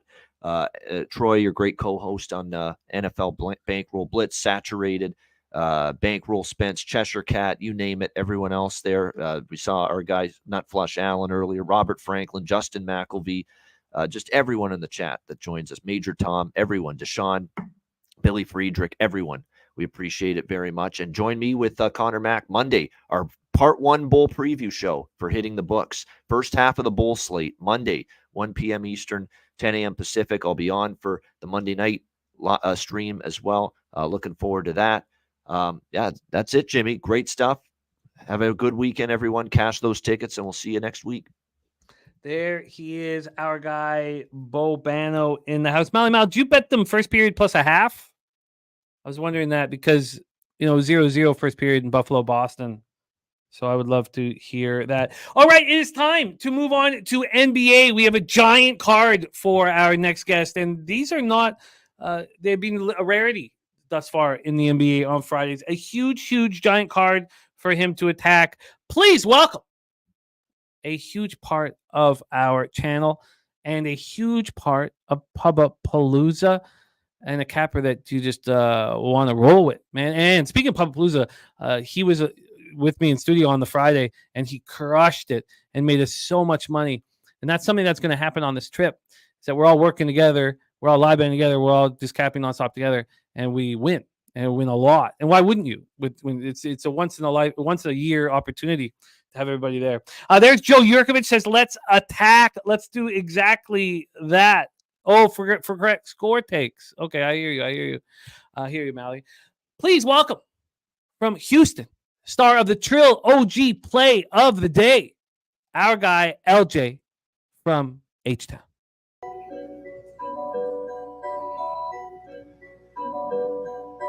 Pub Sports Radio's the crew, that's a fact. We all about bread, making bank accounts fat. Who the hell is that? LJ from the H, I stack green like Boston. Shout out to Nasty Nate from down south, where we ride on slab. 420 highway smoking with that boy Dabby Cab. Swing by Dallas with them Cowboy fans so we can smoke out J Money, cause you know that's our mans. Us against the bookies, put money in our pockets. Fly out to Vegas, meet up with Ski Profit. Hit the sports books, we got money to stack. Can't forget them college picks with that boy Connor Mack. LJ, what is good, my man? How are you? I'm doing excellent, Jimmy. It's Friday. Glad to be on with you. We got 13 NBA games to break down, Jimmy. So let's see if we can get some money for the chat. Shout out Justin McAfee, Saturated, Joe Jokovic, Molly Morrow, all the OGs in the chat, man. Let's see if we can get paid. Well, let's get right after it. I'm excited about this opportunity. I think there's a lot of great spots on the board, but again, I decided to wait. I decided to sit back and wait instead of firing away here. So let's get right to work. We start with my Toronto Raptors in business here. 7 p.m. Eastern, Raptors 9-12, 3-6 on the road at the Charlotte Hornets, 6-13, 3-7 at home at the Spectrum Center in Charlotte, North Carolina. We have Toronto 1-4 over their past 5, playing at the exact same pace. These teams have similar records. They couldn't be more different, though, from a player roster standpoint. But they're both 1-4 over their past 5. They're both playing at the exact same pace, 98 possessions a game. Raptors coming off their second straight loss in 4 from 5 games, falling to the Heat at home Wednesday, 112-103. They looked awful. The Hornets have lost 4 or 5 and 2 straight as well. They're coming off a 111-100 loss Wednesday at Chicago Wednesday. Now, I watched that game. That was the, whether or not I was going to have a profit in the night game for me. I was on the Bulls minus 4.5, and that's where it closed. Got up to 5, bounced back to 4.5, and I was struck by how bad Charlotte is. I really was struck by how bad they are. They have real softness. No tough guys anywhere. And you get that sense. I mean, Miller looks like he's going to have a real career and all of that, but he's slight. Him going to the paint, nothing. Terry Rozier, he just never took the next step. There's spots where he looks excellent, and then he just, again, he doesn't defend well, and he's slight. Hayward, Hayward has more dunks this year than he has since something like his first or second year. What do I care? He dunks. It's the softest dunk I've ever seen in my life. There's no momentum off of Hayward going to the hoop. I mean, he looks fragile up there. And I say this also because the Raptors have to win here. A lot of times you'll go into Charlotte and you won't, be locked in. They have to win here. There's so much hate for them in the media right now. And so much hate for Siakam right now. Everybody wanting him out. So Coin says the under 222 seems live. Now, this would have been something that I might have already bet. Now I probably should have. Wow. Okay, so now we have the market moving towards the Raptors. I was confused why it wasn't. And the market's been so strong at letting us know, indicating when this is a good look on the Raptors. So, this didn't move any juice until 7 a.m. And even then it didn't really move. At 7:11 a.m., the Raptors minus 4.5 were plus 101 after opening up minus 102. At that point, I wouldn't, want to be on them. Since then, there's been a move, and the move has come in the last hour and a half or 2 hours. So they're now 5.5. There's now been a 1-point move to the Raptors, and that's a key number going through 4.5 and 5.5. But something's not right about that. It should have moved immediately, I think.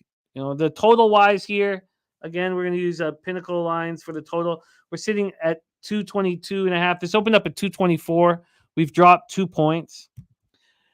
And then from a cash flow standpoint here for this one, before we hand it over to our guy, LJ, from a cash flow standpoint, we have 63% of the tickets and 85% of the cash on the Raptors. And it's finally moved towards them. It's strange. And then 50% of the tickets and 67% cash on the over, and it's dropped. Take it away here for us, LJ. Raptors, Hornets. Yeah, Jimmy. The problem with Charlotte is that they're missing their leader, LaMelo Ball. He sets everybody up. He's damn near triple-double every game. So until he comes back in that lineup, Charlotte is just going to be who they are.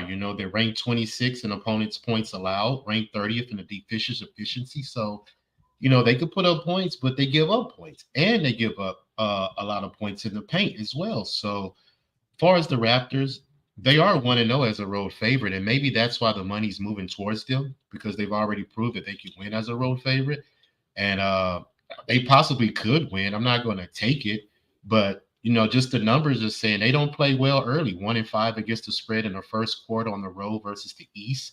1-6 on the road overall versus the East. And Charlotte is 5-13 against the spread in the first half.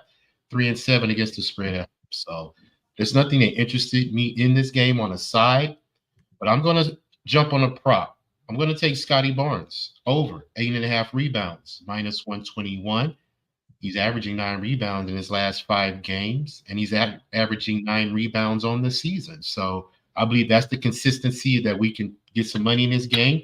Make sure to because he's I think he's one of the top small forwards, like maybe top 5 or 6 in points, rebounds, and assists. So he puts up numbers and he plays hard, and I like Scotty. So he comes to play every night, in my opinion. So I'll trust that he'll get his rebound prop at 9, but I'll just stay off a side in this game because both of these teams, just don't interest me at this time. Over 8.5 boards. What was the juice? -121. -121. I'm going to look and see if I can beat any of these lines as well. Looking at the Raptors' last road games, the last road game, they lose to Brooklyn by 12. The road game before that, they cover at Cleveland. They lose by 3. They're the dog there, and they cover it. Notice their covers. They beat Indiana 132-131. They were slight dogs in that one, and they cover. They lose to Orlando, badly. Before that, we go to that horrible loss to Boston. Then they beat Dallas. I guess you don't have many opportunities to find the Raptors as a road favorite, but there's something wrong here. The fact that it didn't move immediately, and who would want Charlotte? Yeah, probably professional. Okay, like there's something just not right about this. So of course, at 11 or 12 Eastern, when the public starts coming in and betting it, it moves a point. That's not enough for me. I needed a move in the first 12 to 18 hours of this line being out towards the Raptors to know that the first people betting this, the sharpest people in the industry, are on the Raptors at this number. So I'm off of this spot. I'm off of this spot. I'm not going to trust the Raptors against a bad basketball team. And good God, the Hornets are a bad basketball team. Let's move on. LJ on the board. Scotty Barnes over 8.5 rebounds, -121. A coin locking in the under 222. I get it. The only issue I have is Charlotte is pillowy soft. They're soft as charming, man. I mean, who's going to be like the Raptors should have their way. Scotty Barnes should have his way, especially in the paint getting rebounds. Like I just don't. And then do you want to trust the Raptors as a road favorite? And I guess the answer is under no circumstances, I guess, is the answer to that. So not enough sample size. Yeah. Yeah, we move on. Let's move on. 7 p.m. Eastern next up. Troy saying Raptors will dominate the paint. They will. But what do you get from Raptors three-point shooting? Are they going to shoot 46 or are they going to shoot 28? Because most of the time they're closer to the 28. Detroit Pistons 2-19, 1-9 on the road. Orlando Magic 14-7, 9-2 at home. Amway Center in Orlando, Florida. And look, Troy, also and he likes the Barnes props, but if that line hadn't moved pretty much immediately towards Raptors, I'd be on them. I would have been on them last night. I would have come into the show with them here. So we're at Amway Center in Orlando, Florida. Detroit 0-5, of course. They've lost 18 straight. And it was a mistake backing them against Memphis, but I thought I was going to cash that through 3 quarters. And then they had no closers. They looked terrible. I don't know what Monty's doing, but I miss Dwayne Casey coaching a bad team. You don't want a finesse coach coaching a bad team. You want a guy who was, he was in the locker room in the 50s when Kentucky had a team, and they're all smoking cigarettes and drinking beers. That's who you want coaching a shit basketball team. Someone who's going to demand accountability. I don't know if Monty is doing that. Joe Yerkovich says can only look Detroit money line. Detroit played well in that basketball game through 3 quarters. Like I was watching it and I was sitting there waiting to get paid, and then it was like I saw a car crash.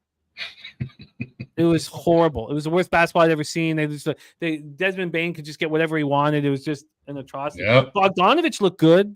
You know, the team. It was awful. They scored 34-18, and they're lucky that they'd scored 12 points in most of that fourth quarter, and they got a couple garbage points at the end. But so the Magic coming off their second straight loss, 121-111 at Cleveland on Wednesday. We have real fast-paced teams here. Detroit over the last 5 games playing at 102.8 possessions a game, which is not something they did under Casey. And Orlando 3-2 playing at the pace of 103.1 possessions a game. And this was my lone loss that night. I would have swept the board had I not included the Pistons. That's why I needed the Bulls so bad that night. So let's take a look at the line history here. You have Detroit opening up as 11-point dogs. They're now 10.5-point dogs. It's got up to 11.5. And then from a total scenario, you have this at 229, juice to the over. It opened there. It got up to 230. It dropped to 228.5. There's some confusion around the total. A couple other things here. We have a great breakdown on Wednesday by Dutch here. A great breakdown by Dutch. And he got me off of the Magic. And looking back at psychologically what went on there, and it's a mistake that we make as gamblers. It's sort of, it's funny. It harkens to a different point, but with the Magic, I've made so much money off of them that I was like, it's the house. In my head, I was like, it's the house's money. I'm going to go back to the well because I faded them against Washington. I've sort of read them like a book. But that's a bias because this isn't the house's money. It's our fucking money. And let's never get in that mindset where, it's the house's money. I can do whatever I want with it. And if it wasn't for Dutch's breakdown, I would have been on Orlando, and he had a great breakdown on Cleveland. And it goes back to the idea of, when we get a big score in this business, everyone's like, oh, you're going to get Ella something nice. No, I'm not getting anybody's shit. I need my bankroll to get bigger. I need my unit size to get bigger. The most important thing in our family is my bankroll. Yeah. It's got to be strong. It's got to be strong. It's a separate account. It's got to be strong. It's got to succeed. Maybe when I get to some of my dreams coming true with my unit size, then we can talk about that stuff. But this isn't this. We work our asses off. Yes. And when you get a score, that's not like, I'm going to go buy something nice now. What the fuck? This is all about our bankroll. So I digress and I apologize. But let's get into the spot here. We'll go into the cash flow here for Pistons Magic. We have 75% of the tickets and 61% of the cash on the over. Again, it's been all over the map. Despite these teams playing at such a high pace, their efficiency is... Well, the Magic efficiency is nice, but in Pistons, obviously not. 65% of tickets and 88% of cash is on the Magic. So are we expecting the Magic after 2 straight losses to bounce back here against a bad Pistons team? Let's hear what LJ has to say. Take it away, Pistons Magic. Yeah, I would love for him to, but I couldn't get to it because I have to see them win again. You say they've lost 2 in a row, and now you're an 11.5-point favorite. I get it. The Pistons, they're horrible, man. And their issue is that they just turn the ball over too much. They're ranked 29th in turnovers. So, they can't handle the ball. I think Cade Cunningham leads the league in turnovers. He's either 1 or 2, if I'm not mistaken. But, yeah, Detroit's a horrible team, man. They're 3-13 against the spread in the first quarter in the last 16 games. 1-6 against the spread on the road versus the East. So, meanwhile, the Magic, they're back at home. 15-6 against the spread overall, as we know. 8-2 against the spread at home. 4-1 against the spread as a home favorite. So this is the spot they play very well. 6-0 at home versus the East overall. So we are expecting Orlando to bounce back, and take care of business tonight. But I haven't got to it, Jimmy. I have a lot of action, so I prefer just to pass this. Now I lean towards the over, simply because I got this score at 114-110, I believe, and I think the total is 228. And the Magic are 4-1 to the over as a home favorite. Detroit is 7-3 to the over as a road dog. So those things line up and correlate to an over, but I just chose to pass because Orlando has lost 2 in a row. So until they start winning again, I want to see my eyes see how they play. They're missing a lot of players too. So I think Cole Anthony's going to start tonight in the place of Suggs because I think Suggs is out. Isaac is out. So they got some players that's out. So I don't know how seriously they're going to take this game to beat this team by 11.5. So they could win by, win less than that and the Pistons cover. But I just chose to stay off, but I have a heavy lean to the 228 over. Yeah, and then you're talking about with Gary Harris coming into the starting five, you add defensive acumen, but you don't have more offensive ability. Suggs being out's a big deal. Isaac, we've been dealing with that for, but Isaac and Carter being out. Thank God for Banchero and Wagner. Yeah. So, yeah, this is a stay away spot here. Unfortunately, I thought that I'd be able to find it, but Astute Chaos leaning to the first half over. Let's roll. It's saturated looking at Anthony points here. Yeah, that's a good look. Let's move on. I was expecting a move there for me, and I can't. Okay, let's move on. They're just dealing with injury issues, Orlando, right now. Yeah. I still think that we're in business for the division. The Heat are going to come calling for the division. We all know that. Yeah, when they get healthy, yeah. Yeah, but the Hawks aren't. So it's just the Heat you need to worry about for that 10-1. All right, let's move on. 7 p.m. Eastern, Atlanta Hawks 9-11, 6-5 on the road at Philadelphia 76ers 13-7, 7-3 at home at Barclays Center, Brooklyn, New York.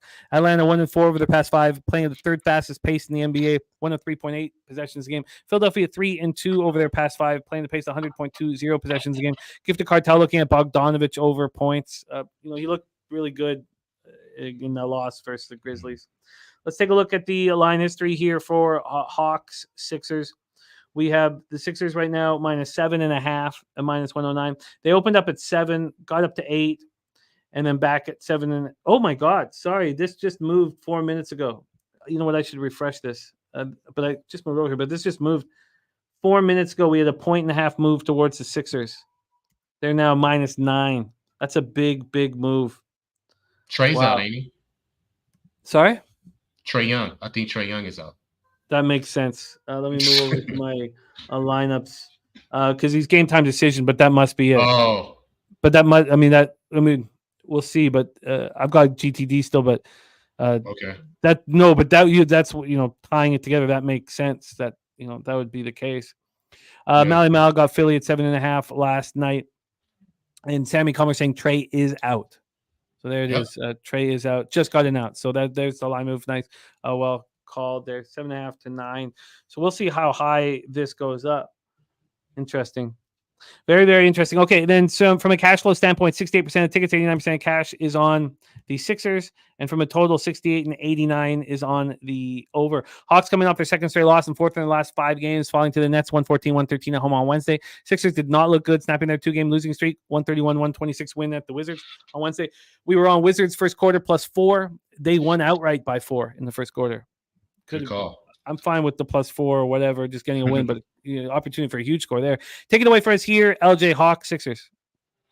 Yeah, I like this game a lot. And the fact that Trae Young has been ruled out, I like it even more because I'm doubling up in this game, Jimmy. The Sixers are back home where they're strong 6-2 against the spread as a home favorite, and they're 10-4 against the spread as an overall favorite. So Hawks 2-4 as a road dog, 3-13 against the spread versus the Eastern Conference. So this is a horrible spot for Atlanta. 2-6 against the spread on the road in the first half. Philly 8-2 against the spread in the first half at home. So that's my first play, Jimmy. First half -4.5. I got -107. You probably could get a better number. But yeah, it's just the fact that both these teams are actually top 5 in points scored in offensive efficiency. But Trey's been ruled out. So that's 20-some points you're missing from your lineup and the assist because he sets other people up. So without him in that lineup, I believe Philly will be able to dominate that position with Tyrese Maxey because he's been playing very well since Harden has departed to his homies out in the Clippers. So I love the fact that he's gone. The Sixers can let everybody play their role now, and we can see how offensive efficiency they can become. Also, Oubre is back. He's coming off the bench, but I think he's going to work his way back into that starting lineup as well. So I'm very high on the Sixers, Jimmy. I believe that Embiid is a very dominant player.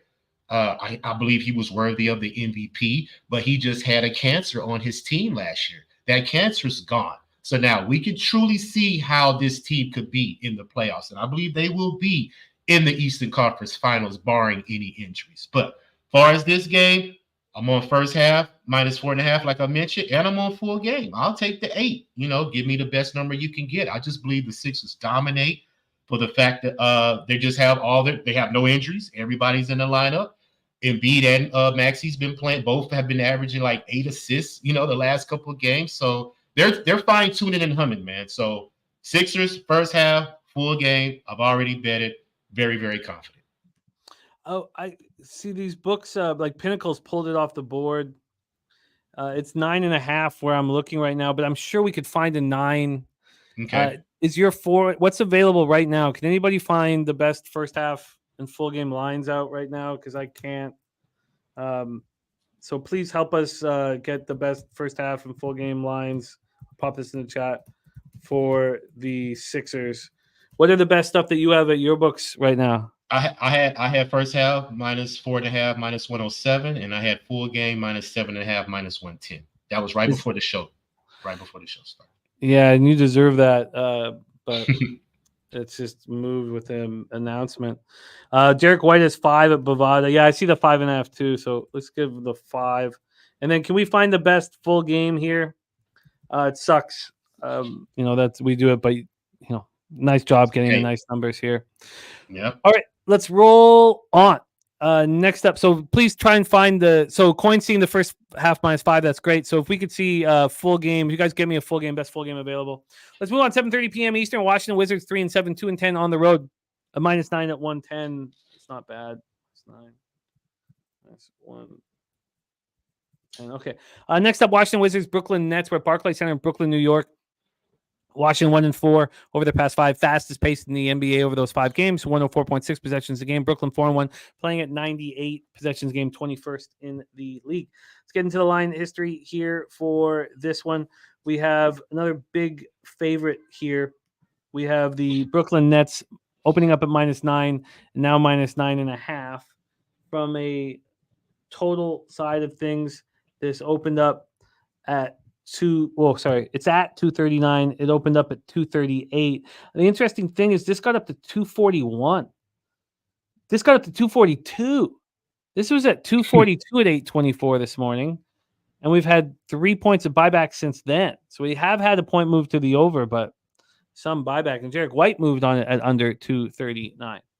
So let's get over to the cash flow here at Action. We have the 56% of the tickets and 82% cash on the over.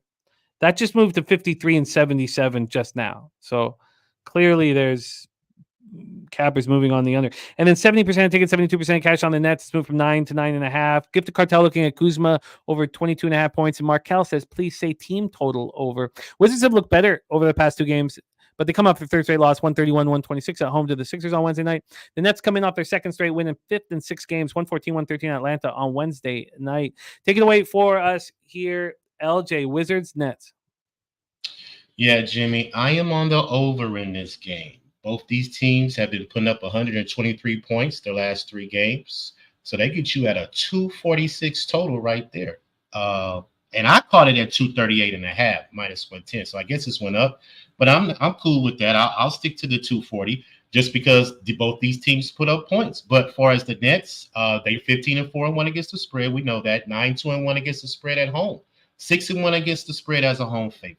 So numbers saying they should cover, but I'm just not confident in that. I like the Nets. I like Bridges. He's averaging a 33 PRA at home. So if you want to look at his PRA, I believe that should probably be some good number. But the fact that Wizards are ranked 29th in points allowed, ranked 30th in opponents' rebounds and assists, they just give up too much defensively wise. So I can't expect for them to come in here and try to hold the Nets under 9.5.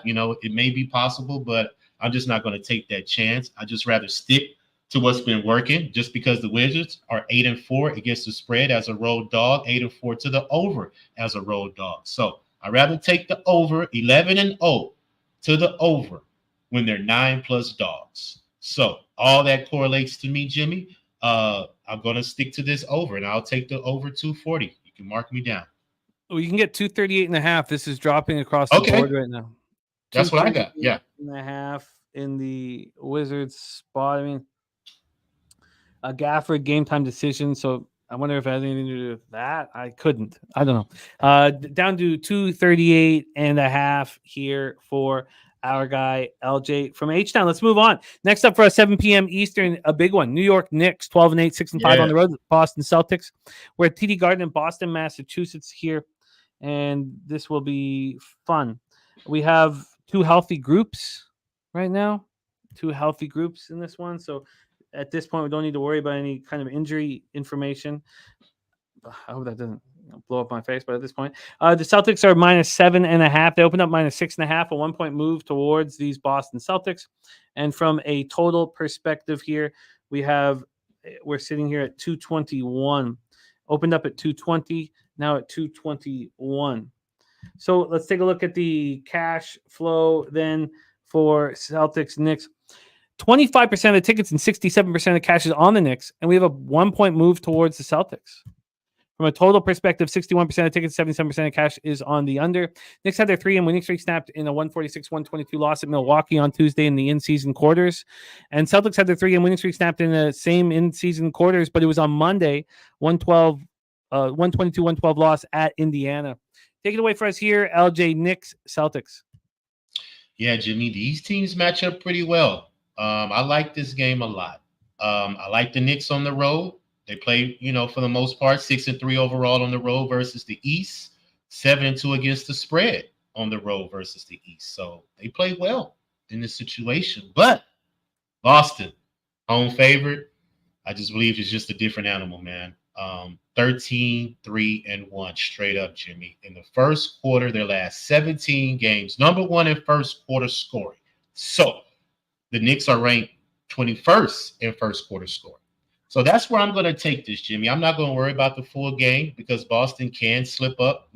Seems like they have to stay focused when they get a lead. It's kind of hard. They probably get content and don't lock in for the most part because I heard their coach talking about that. When they have a big lead, it's hard for them to stay locked in defensively because they're so complacent at times because they could just run off a lot of runs, and kind of get bored in games. But not to say they're going to get bored in this one because the Knicks come to play. They play defense as well. And both these teams know each other. They just seen each other recently as well. So I got it 120-119. I got a very close game. So I'm not going to trust the whole game. Both of these teams are top 10 defensively. Knicks are number 3 points allowed. Boston top 10 in points scored and points allowed. So it's a lot of things.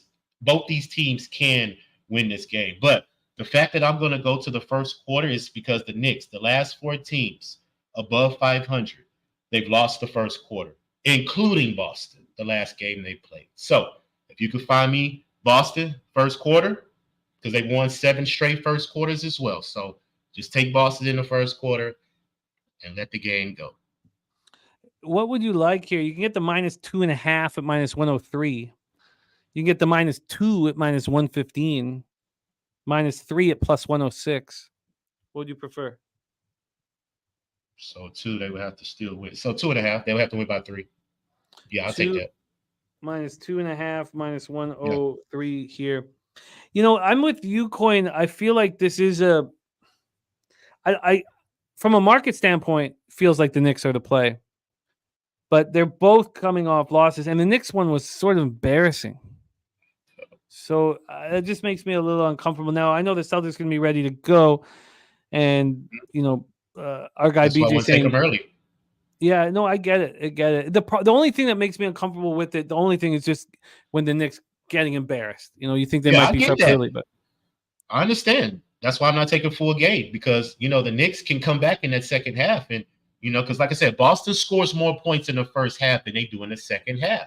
So let's just say they get complacent. They have a lead. The Knicks can easily walk them down and win this game or make it close for the most part. So I just want to stick to the first quarter.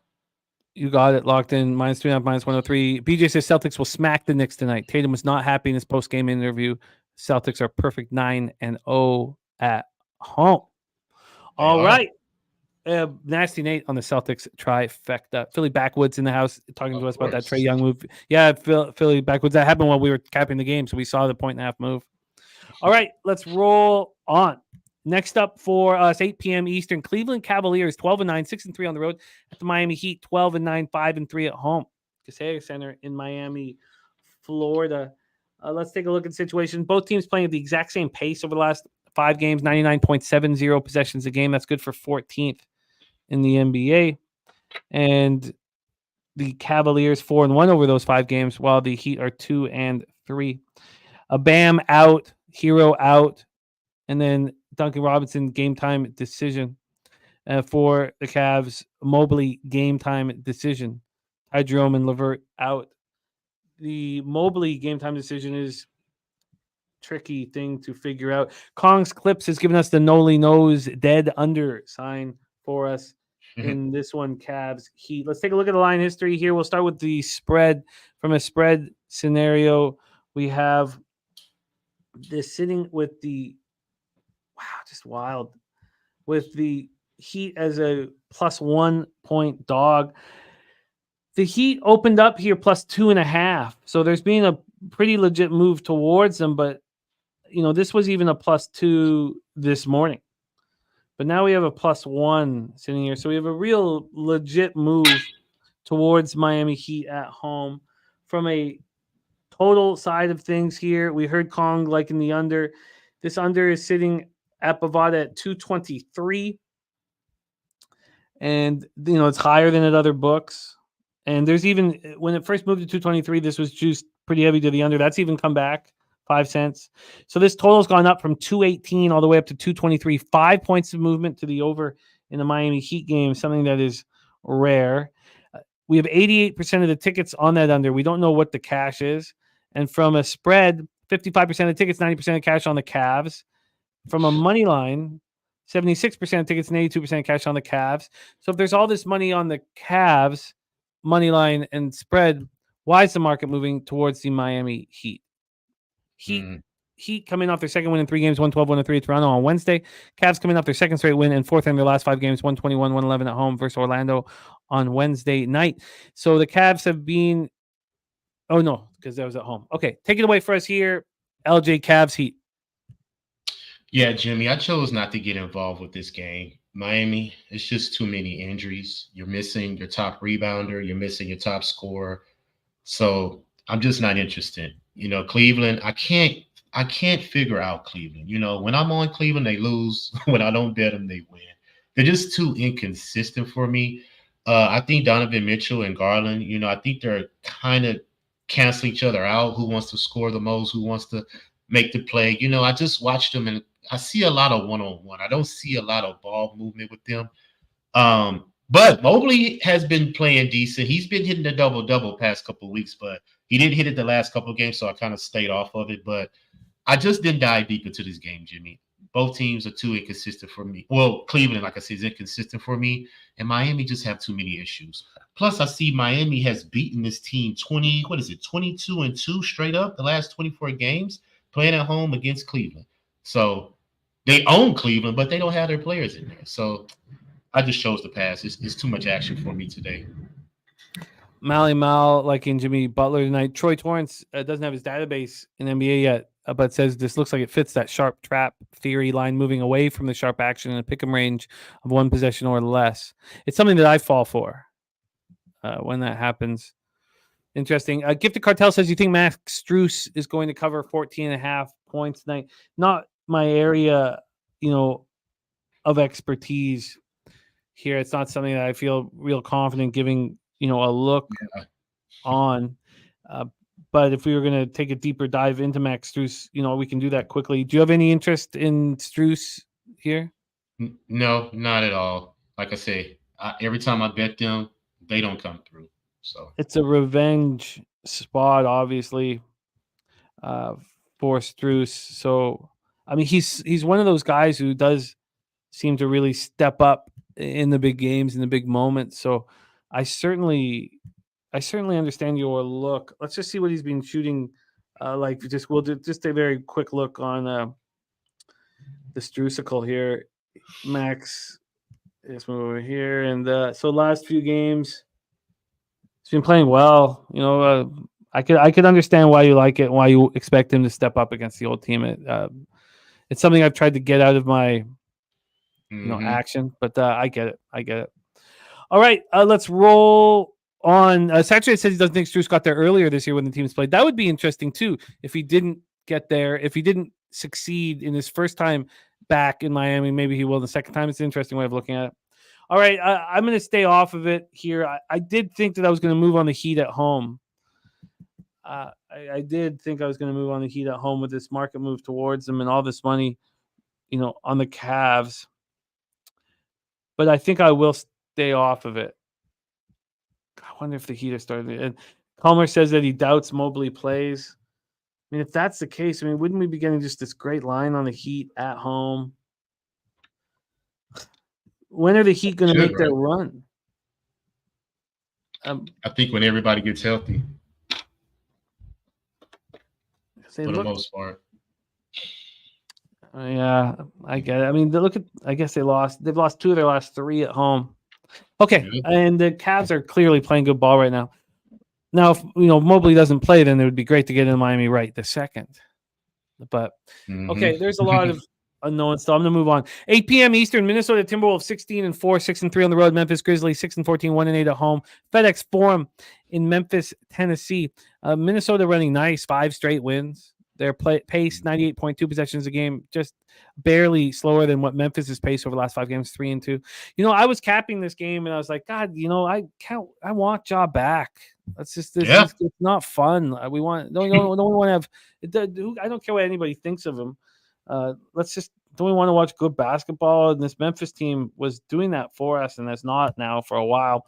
This spread opened up with Memphis +6, -105. They're now +6 at -113. This did get up to 6.5 at one point, but that was the only movement, right back to 6. So there we go. Let's take a look at the total side of things here. We have a big move to the under, sitting at 213.5. This opened up at 215.5 at Pinnacle, but 217.5 at Bet Online. Take a look at the cash flow then for this. Oh, sorry, got the money line up. From a spread scenario, we have 60% of the tickets on the Timberwolves, 68% of the cash. Then total wise, it's 50-50, but 63% of the cash is on the under. We've seen it move quickly in that direction. Minnesota comes in off its 5th straight win, an underwhelming 102-94 victory at home over the Spurs on Wednesday. And I wanted the Spurs, and I got nervous. Wish I hadn't have. Then we have Memphis coming in off its 3rd win in 4 games, 116-102 at the Pistons on Wednesday. Bain went for 49 in the win. Is Bain just going to go off here again?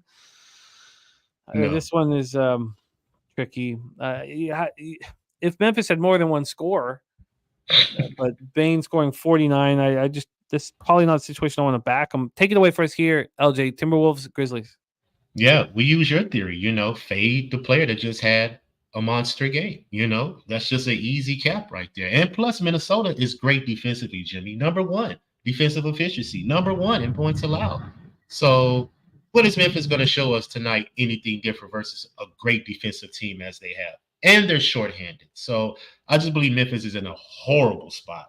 But I'm on 2 plays in this game, Jimmy. Memphis 1-6 at home versus the West, 7-12 against the spread in the first half. So if you want to take Minnesota first half, I'm not mad at you, because the last time they played Memphis, they were +17 in the first half. So they took care of business the last game.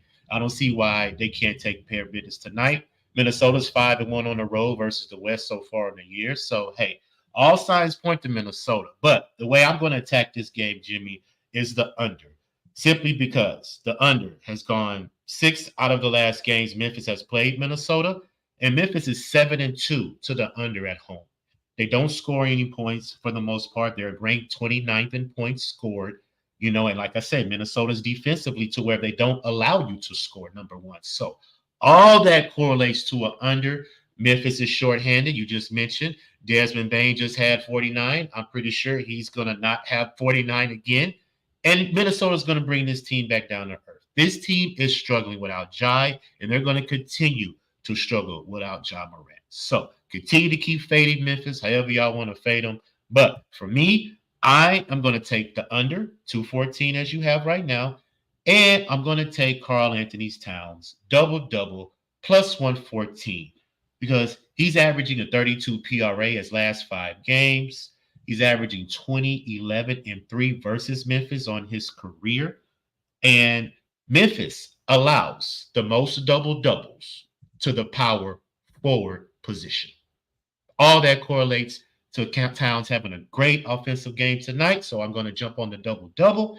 And I'm going to take the under 214, Jimmy. Lock me in. What was the cash for, or what was the juice for, or the payout for the Cat double?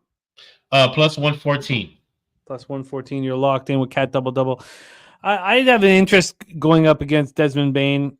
The concern I have, I would only fade him, but is that he was not shooting well at all. Like everybody's waiting for him to start shooting well. Now it's 3 straight games of shooting well. 24. It's Markel's already on that under in that spot.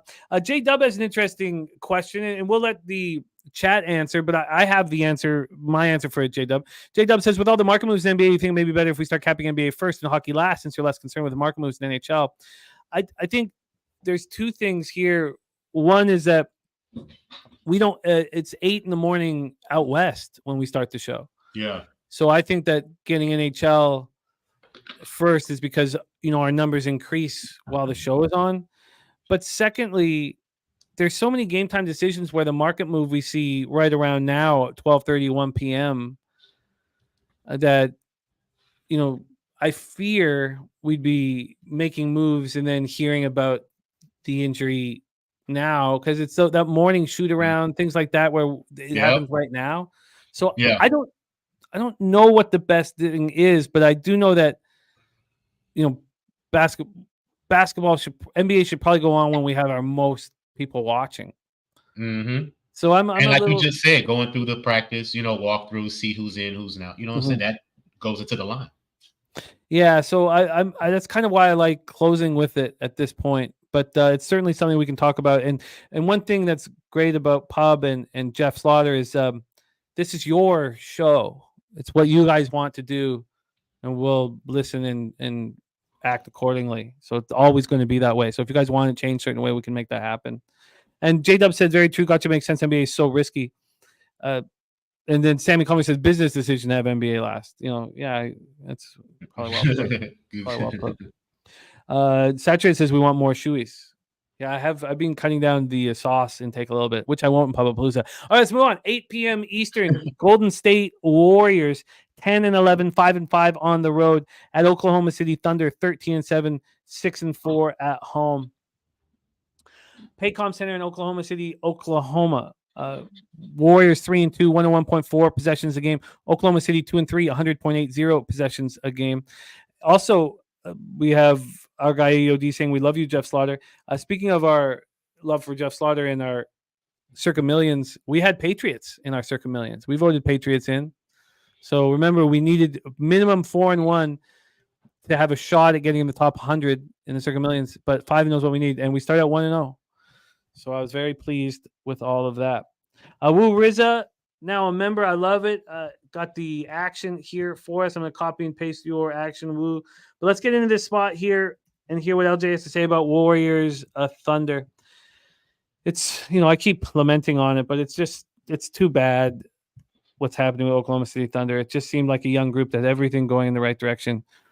And then, Giddy fucks it all up. So Golden State comes in off their second win in 3 games, 110-106 at home over the Blazers on Wednesday. They do not look good. They look better outside of San Francisco than in it. Thunder had their modest 3-game winning streak, snapped in a 110-101 loss on the Rockets on Wednesday. That one hurt me the most, not being on the Rockets. I wasn't on the other side, obviously, but I should have been on them. And it was... I was on them. Oh, it's great. Yeah, and the Trill OG first half, cashing. I need... Now, I think my sample size is enough at this point in the year where I'm just seeing things clearly. Should feel comfortable finding our way a little more. Oklahoma City sitting here at -3. They opened up at -3. The move was towards -3, then the -3.5. Now the -4. -3 to -3.5 to -4. We just have to take a second here very quickly.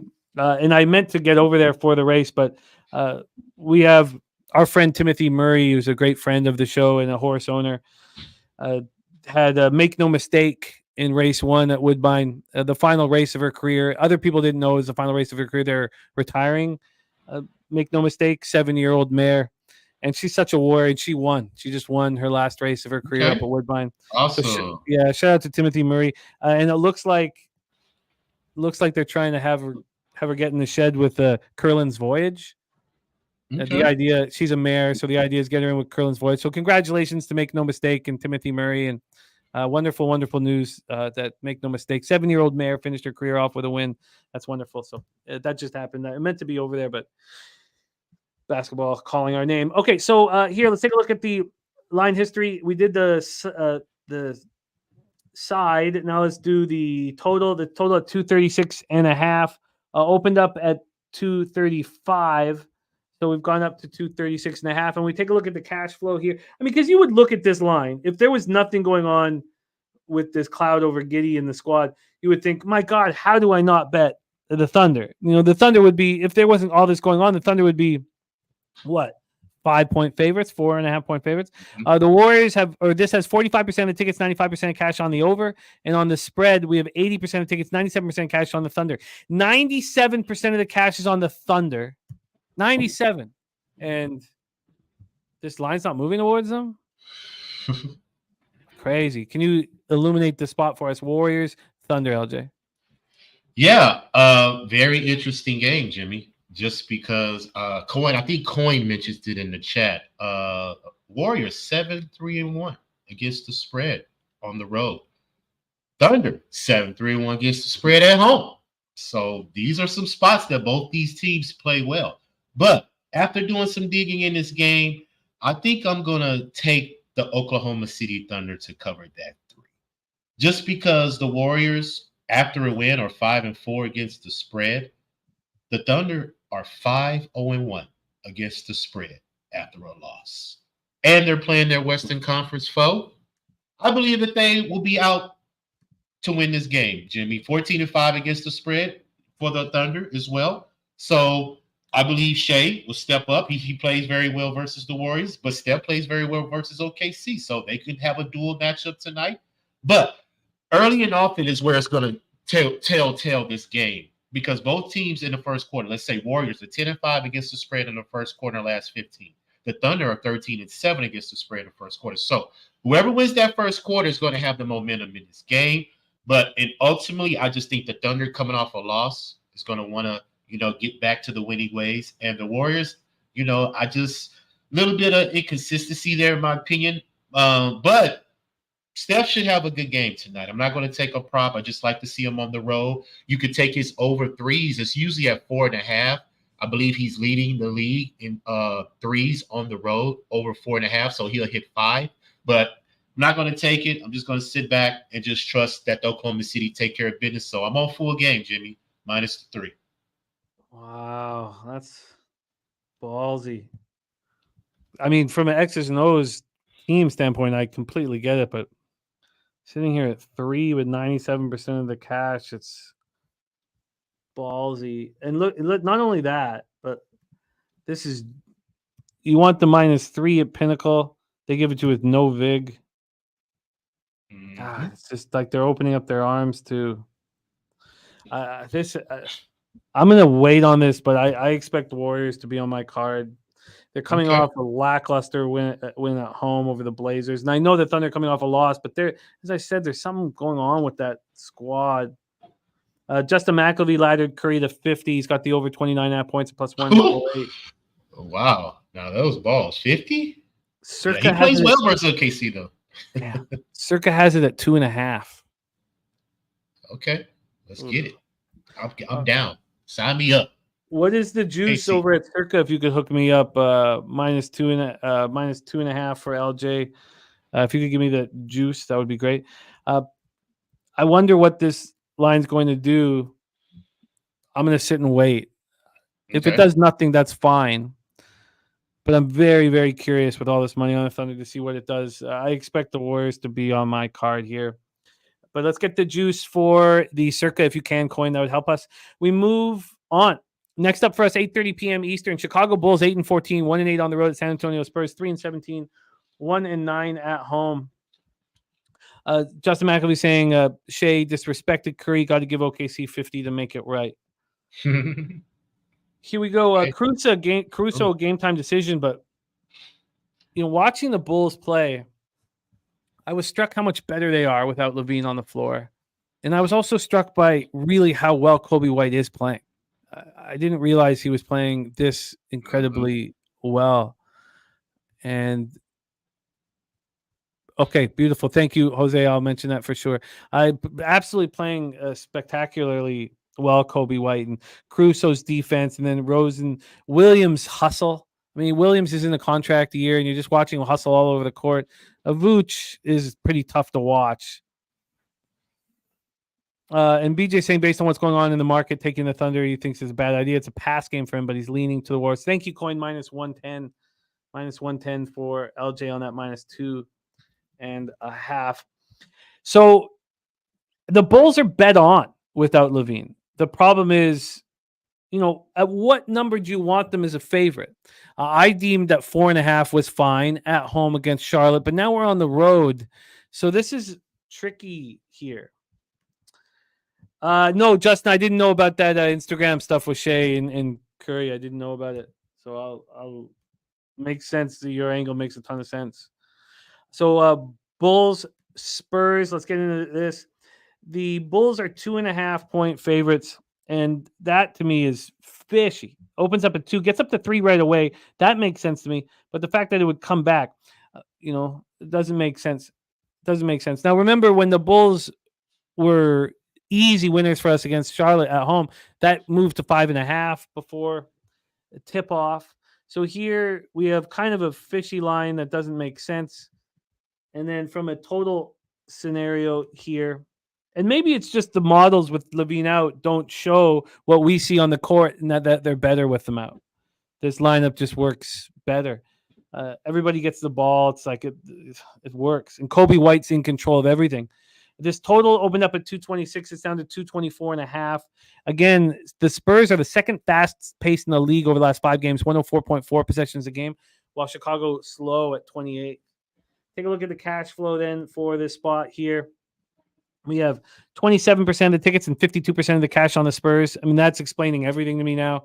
Clearly, there's sharp money on the Spurs here. That's why this is such a low spread. Then 56% of the tickets and 73% cash is on the over, and yet this total has dropped.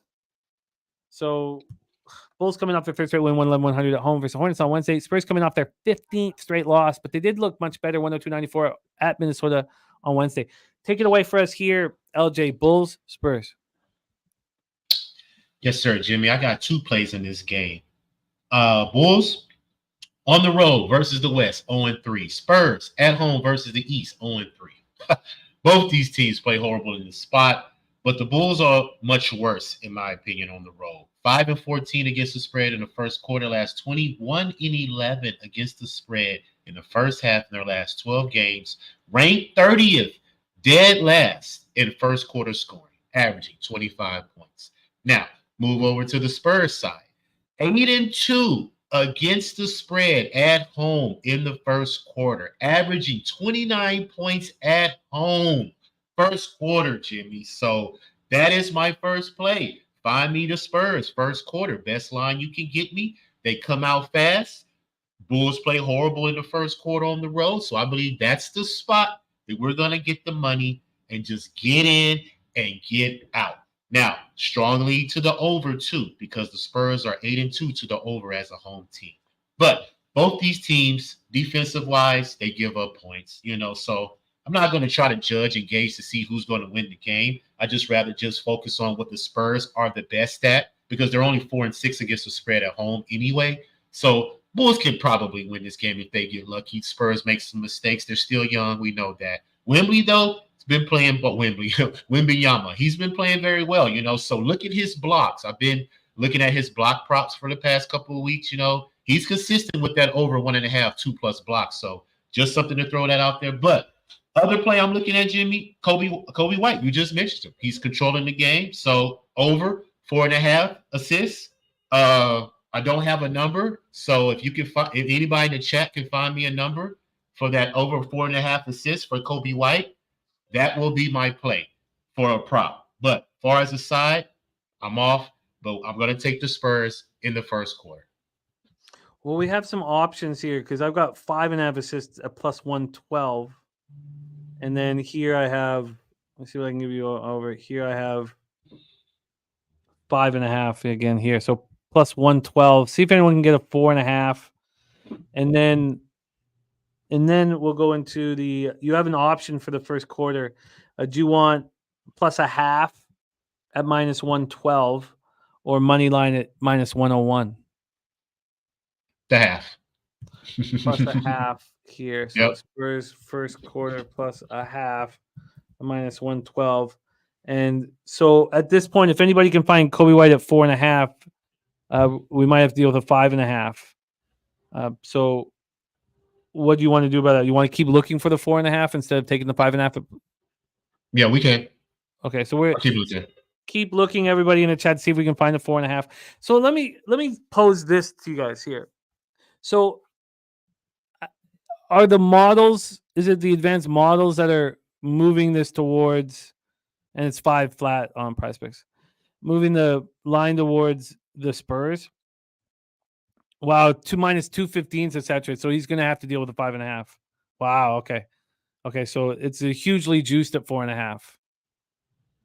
Hugely juiced. So it's Okay. 5.5 is at plus 114. Nah, I don't want no plus. We'll just stay off. All right. And if anybody can find a little bit less juice, then that would be great. Minus 215 is juice. Thank you, Saturated. But hear me out, you guys, in this one. And I'm not going to play God here and be smarter than everything. But yes, coin, it's dropped. It's dropped. The Bulls have played 3 games now without Levine, right? Then they've all come at home. But they clearly are a better team to me without him on the floor. So you have all these stats with them with Levine, and maybe I should be a little harsh. Maybe just the way Levine's been playing. Maybe that's the better way. The way he's been playing right now, they're better with him off the floor. And Joe Irvin says the models are wrong about the Bulls' season-long stats. The Bulls are different now. That's what I'm saying. We have not seen now, and then we have DeRozan going back to San Antonio. Then don't. Yeah, that's a good. Yeah, that's a good thought. But like I said, I'm not taking 4 games. Bulls can definitely win the game. I'm just taking the first quarter, man. I think the Spurs come out strong because they play at a very fast pace. So I believe they'll keep up in the first quarter and die down towards the end of the game. Because, everyone looking at this Bulls record on the road, how bad they're on the road, but things are different. It seems like they like being on the floor right now. And I don't know if Levine took away from that or what's going on there, but God. So is your theory that Levine, since he's sitting right now, they're going to trade him? They just don't want him to get hurt? They're saving him for an asset for another team right now? Oh, yeah, but I don't know if he's not an easy sell. What are they? They're going to have to back some bad players on big contracts. Yeah. But I don't know. That's what they're doing. Yeah, I agree. But I don't know exactly. I don't know. This is one of those things I'll just hate myself if it goes the direction I want. But I just think that the Bulls are a better team right now. Joe Ewer says Spurs are due for a win. I can't fade a motivated Spurs spot. Maybe I just let it go. Why do I need to? Yeah, well, I forced it. Oh, it's not. I wouldn't say I'm forcing it because I really do like the angle, but I'm off to this my best start in NBA publicly in my career, and why just keep the amount of action down. It should just all correlate if I'm going to pull the trigger, and if that means you get off some winners, that's fine. Yep, let's I agree. Move on here. 9 p.m. Eastern. We get to our guy, and Mike M says Bulls spot for him. God, it's a Bulls spot for me, Mike. I just. Okay. I'm gonna move on here. 9 p.m. Eastern. Houston Rockets 9-9, 0-8 on the road. Big Zilcho on the road. At the Denver Nuggets 14-8, 9-0 at home. Big Zilcho there. Ball Arena in Denver, Colorado. Let's take a look at this spot. Now we know that these teams have met each other already a few times this year. The Rockets won at home, then the Nuggets answered back at home. Now they face each other one more time. Take a look at this spot here. And this was the look on, it was a week when, so this was 9 days ago that Dutch gave out Denver, and they were in control all game. They didn't cover by that much, but they were in control all the game. Since then, the Nuggets have lost 2 straight on that road trip. They beat Phoenix. They lose at Sacramento by 6. Then they lose at the Clippers by 9. And for the Rockets, they snapped that 3-game losing streak by coming home. Of course, those 3 losses were all on the road. And there was no they lose by 6 at Dallas, 10 at Denver, and 10 at the Lakers. Obviously, when we're talking about the Nuggets, Jamal Murray game time decision at this point. And we have a look at the line history, and then we will hammer away at this one. We love watching you talk about your Houston Rockets, LJ. So let me get over to the line history. We have Houston as now 9-point dogs. 9-point dogs. They opened up at 8 and it moved to 9. Now a 1-point move towards the Nuggets. From a total scenario, we are dealing with a 221. That's juiced to the over. This opened up at 219 and has climbed up to 221. Then we get to the cash flow for this Rockets spot. 44% of the tickets and 66% of the cash is on the Rockets, but the line is moved towards the Nuggets. And from a total scenario, we have 60% of tickets and 75% cash on the under. And BJ says this is the final game of the regular season series. He says Nuggets fuck the Rockets up tonight. Here we go. Oh, and Mikey Money says, how does Murray get announced in? The line moves to them as a fave, then they lose outright, but Joker got his triple-double. Take it away for us here, LJ. Rockets, Nuggets. Yeah, Jimmy, everybody knows about my Rockets. I love them. I've been cashing on them, but that's been at home, ladies and gentlemen. Completely different team on the road, and we are just going to take what's working for Denver at home, first quarter versus the West, 7-1 against the spread. So minus whatever first quarter is, I think it's 3, latest number. You may could find a better number, but I just believe Denver comes out and just smoke them again in the first quarter, like they smoked every opponent in the first quarter, except the Pelicans. They lost the first quarter Pelicans at home.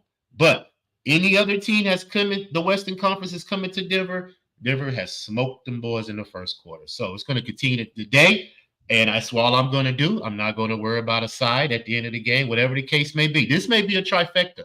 Denver first quarter, first half, full game. I'm not mad if you take it because, like I mentioned, the Rockies are 2-5 against the spread in the first quarter on the road versus the West, 3-4 against the spread as a road dog. So bad spot for the Rockets, man. But, hey, they may show something different tonight. They may get tired of trying, this team beating them up like that. But I'm not going to take that chance. I trust the Rockets at home in front of their home crowd. That's where they get their energy from. That's where they play their best ball. But they have been playing very well defensively, Jimmy. I mentioned on the last show, they're second in defensive efficiency from ranked 30th the last 2 years. That's just something that's just amazing to me, that Udoka has changed the mentality of this team in a short period of time. And for him to step up, like showing LeBron, like, what you gonna do? Like, stop acting like bitches. Let's play ball. Suck it up. When a team sees that with their coach, man, they're gonna go to war with that guy. So I think that was very inspiring for the team to see Udoka, stand up to LeBron like that. So you take on the mentality of your coach. We know that in sports. So the Rockets have definitely done that, but they got to get some things together on the road. Let's wait to get their self-ready because they played a lot of games at home. I think the Rockets have played the least amount of games in the NBA so far. But right now in December, we're about to smash back-to-backs on a back-to-back 2 or 3 games in 4 nights. They're about to get their schedule going. So they benefited from a very good cushion home schedule for the most part. So let's take advantage of them at home. But on the road, completely different team. But my play, first quarter, minus the 3, I believe it is. And I'm on Jokic. Everybody knows I smash Jokic at home versus the Western Conference. Now, the triple-double is minus 179. Like, come on, guys. Really? We're going to do a minus 179 triple-double for Jokic? That means he's easily going to cash that because he's averaging a triple-double the last 3 games versus the Rockets. He's averaging 62 PRA. His PRA is 52.5 minus 114. And like our guy Daryl says, I don't give a damn what that number is for Jokic PRA. You smash it, ladies and gentlemen. So I'm all over that. Over 52.5 PRA. I got minus 114. And I'm on Denver, first quarter, minus the 3. Speaking of the first quarter, you have an option here, Okay. as always. Do you want the Nuggets minus 3 at minus 104 or minus 2.5 at minus 117? 2.5. I'll take that. Minus 2.5. I'll take 2.5. I don't want to push. 117. And then you have the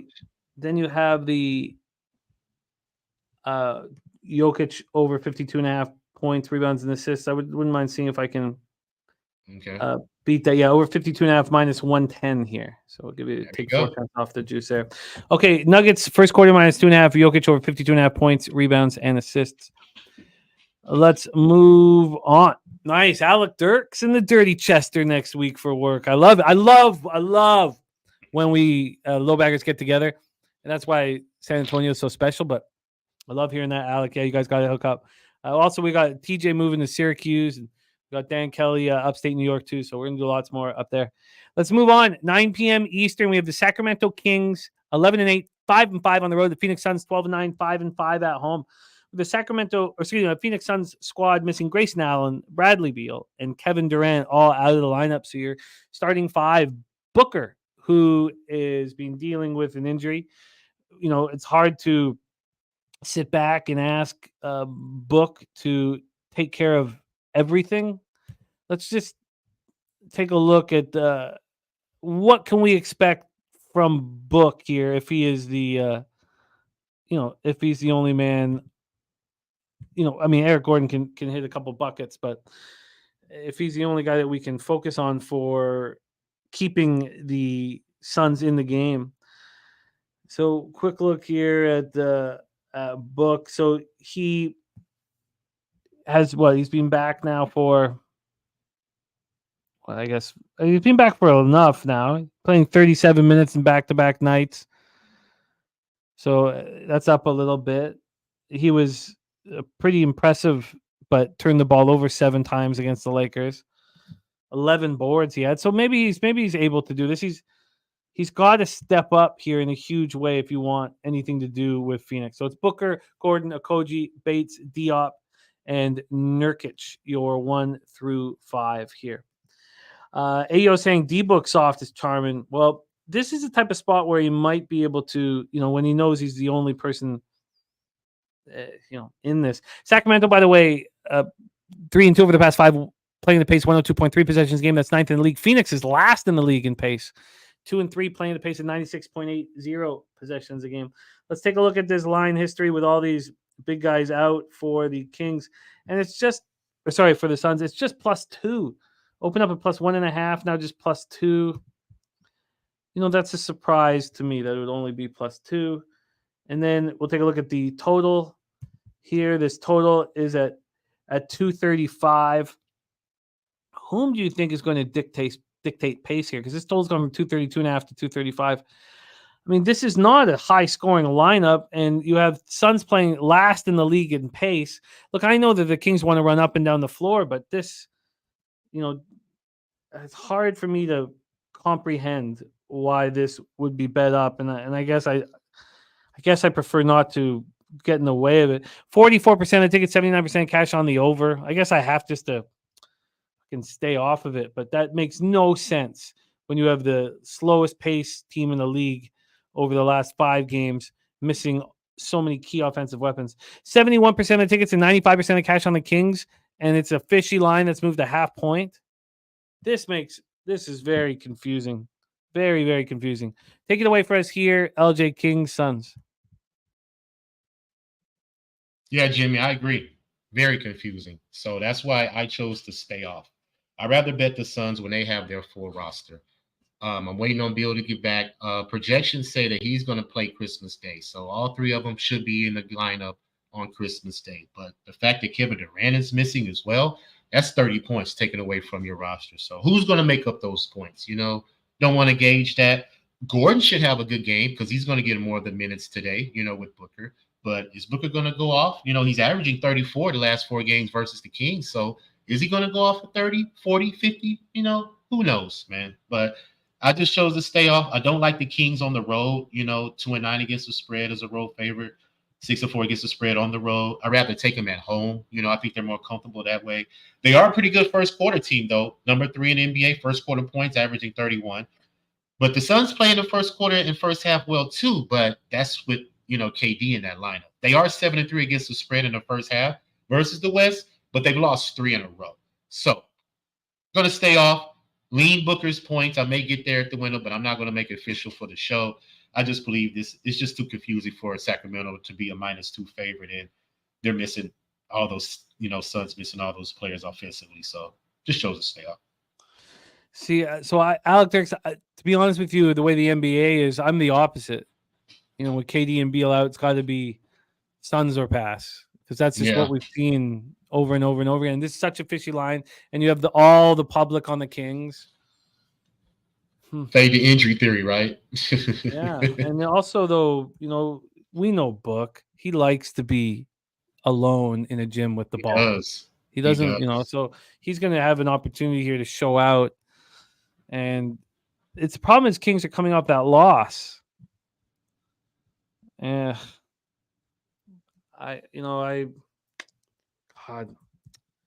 don't know if I can get there, but it's Suns or nothing, and I'm very interested in them. And this total going up makes no sense to me. Like if I was just giving out picks, I would give out the under here. Mm-hmm. But I'm not. We're picks, play however you want to do it. But I'm going to bet this. And do I really want to put my money up against the total that's gone up 2.5 points against these advanced models and these supercomputers? And the answer is no. I don't want to do that. So let's move on. 10 p.m. Eastern. LA Clippers 10-10, 3-7 on the road at Utah Jazz 7-14, 6-4 at home at Delta Center in Salt Lake City, Utah. Both teams playing at a very for the league, a pretty slow pace, respectively. Clippers 3-2 over the past 5, playing 97.7 possessions a game, while Utah 2-3 playing the pace 97.08 possessions a game. That's good for 27th in the league. Let's take a look at this situation, and of course, with the Utah Jazz, you got to see who is going to be in the lineup. Jordan Clarkson, game time decision. Lauri Markkanen out, and Kelly Olynyk is a game time decision. The Jazz coming off losing by 50 at Dallas. Is this team just not going to show, any heart? You're going to lose by 50. Dutch was on the Mavs in that spot. Why is Walker Kessler coming off the bench? I don't understand. Yeah, that's a good question. I don't understand. I just don't understand the messages here at all. But there was a capper when I first started down in Costa Rica who would blind bet every team that lost by 30 or more. Blind bet them the next day. The ROI was insane. It was one of the best angles I've ever been around. He did it in all sports? No, just NBA. 30 points. Okay. NBA. Just NBA. 30 points. I'm sure he liked it in all sports, but we were just tracking it in NBA. So 30 points was his cap. He didn't go 25. He didn't go. It was right at 30 or above. Okay. 30 or above, or he didn't. Gotcha. And it was it was his best angle. It was his best angle in sports capping, and it was just a cash nonstop. So let's take a look at this spread here. It opens up at 7. It drops to 6.5, then 7.5. The -7.5 right now for the Clippers you get with no Vig. The Utah Jazz, this is obviously I have the bias because I know what the numbers were with these teams that lost by so many points, but I'm very interested here in the Jazz to bounce back here. They've got to show some heart. Let's take a look at the cash flow then for this one. You have 59% of tickets and 86% of cash on the Clippers, and the line's not moving towards the Clippers. And coin saying Olynyk and Clarkson are probable. Wow. Wow. And Mike M, this says this is the first time he's heard the autoplay 30+ blowout teams next day. Wow. It's something we used to talk about all the time, 5-6 years ago. Okay, so here we go. Let's just take a quick look at the X's and O's, or not X's and O's. We'll let LJ handle that. But let's take a look at the setup for this one. So, of course, we talked about the Jazz losing by 50. One win in the past 4 games. And the Clippers come off that impressive victory over the Nuggets that was on the heels of the win over the Warriors. Both of those games came at home. And now they go on the road. And we've been in here. We've been in this very situation here with the Clippers coming to Utah. And it was one of my first nice catches of the year. It was right in the beginning of the year. It was the second game of the season. They went to Utah and only won by 2 as, 5.5 point. Or I think they lost outright, but they were 5.5 point dogs or something like that. So that's the only time they've played Utah thus far this year. I'm leaning towards Utah here. Take it away for us, LJ. Clips, Jazz. Yeah, Jimmy, I wouldn't be mad. And it depends on how my day is going. I may jump on Utah later. 7-3 and 8-2 against the spread at home. 5-2 against the spread as a home dog. And the fact that he just said probable for Olynyk and Carson, that means they're probably going to play. So, hey, I would definitely take Utah, Jimmy, in this situation. I don't like the Clippers. 3-5 on the road versus the West. 3-7 against the spread on the road. So they don't play well in this spot. And I just don't believe this team fits. That's just my opinion. I've seen Harden personally. I know what kind of guy he is. He's very selfish. I was in the locker room with him and CP3. I'm telling you, this guy is a handful, so I can only imagine how that locker room is now, taking Russell Westbrook out of the comfort position of him starting, going with this team, and now you take him out because you want to be the point guard now, because you want to choose where you want to go. It's just hard. It's just, it's a lot, but, I don't want to go on a rant right now. I just want to let you know that I know exactly who that guy is, and I don't believe this team fits like I just mentioned. I don't believe they're going to go anywhere in the West. I believe they're going to fall real hard. We're all going to see building just crash. But for us tonight, if Utah has Olynyk and Carson in the game, Jimmy, I'm probably going to jump on the Jazz plus the 7.5, to be honest with you, because they play very well at home. And I don't care if Market is in the lineup. I believe they can handle business versus the Clippers. Yeah, I agree. This is big bets coming in on the Clippers. Clippers feeling good about themselves, but now have to get on the road. This would be one of those spots where I do feel a little more comfort going up against these bigger bets. There's only 4,840 tickets in, and this has moved. It depends on what line you look at. Like if you take a look at what's going on here at Pinnacle, the Pinnacle opened this up at 7 and moved it to 7.5. If you take a look at in Coin saying he saw 5 6s, Bet Online, I believe, just opened this at 6.5. And they're very different. They've got it juiced towards. Oh no, it's come back now. It's juiced towards Utah. That makes sense too. Yeah, I'm going to move on the Jazz here. Here. Plus 7.5. Let's talk about the final spot on the board. 10 p.m. Eastern. Dallas Mavericks 12-8, 6-4 on the road. Portland Trailblazers 6-14, 2-5 at home. More to center. Portland, Oregon. Dallas 2-3 over the past 5, playing at a pace 98.3 possessions a game. Almost the exact same pace that Portland's playing. They're both 2-3 over that time, but obviously. Injury issues for the Mavs have changed the lookout here. We have Luka, Seth, Dante Exum, Derek Jones, Derek Lively. That's the starting lineup for the Mavs expected. And Brogdon, a game-time decision. Ayton, a game-time decision. But Simons is back, and Sharp is as well for Portland. Let's take a look at the rest situation for these two squads, and then we'll look at the line history. But rest-wise here, we have the Mavs snapping that 2-game losing streak by destroying Utah by 50 on Wednesday. And then we have the Blazers off of 2 straight losses where they played pretty well on the road. They lose by 5 in overtime at Utah, and then they lose by 4 at Golden State. So now they come back home. Let's take a look at the line history here for this one. You have Portland as 8.5-point dogs at Pinnacle. It's 8 everywhere else. But this moved to 8.5 about an hour and 40 minutes ago. And then when you look from a total side of things here, we are dealing with a 232. This opened up at 227.5 and has climbed to 232. And then cash-wise for the final spot on the board, 81% of tickets, 80% of cash on the Mavs. Sorry, it's over. And then from a total side of things, we have 48% of tickets, 69% cash on the over. Take it away for us here. We got Big Show in the house too. Great to see you, Big Show. Jarek White on the Mavs -8 and under 232. Take it away for us here. LJ, Mavericks, Blazers, last game on the board. Yeah, Jimmy. I kind of did some digging in this one, but I just couldn't get to anywhere. I like the fact that Simons is back in that Portland lineup. We were fading Portland with him out of that lineup. He just came back the other night, and I didn't look at the lineup to see. I think it was against the Warriors, right? The last game they played. Yeah, I didn't look at the lineup to see who was confirmed. So I made the bet Warriors first quarter, and then I looked to see Simons is scoring. I'm like, Simons is back? Oh, my God, I didn't know that. So That was a horrible bet for me. I wouldn't have took that if I knew Simons was back, because I think Portland's different now. You know, they have the scorer back that moves Brogdon into that point guard position as well, you know, starting. So Portland's getting healthy, man.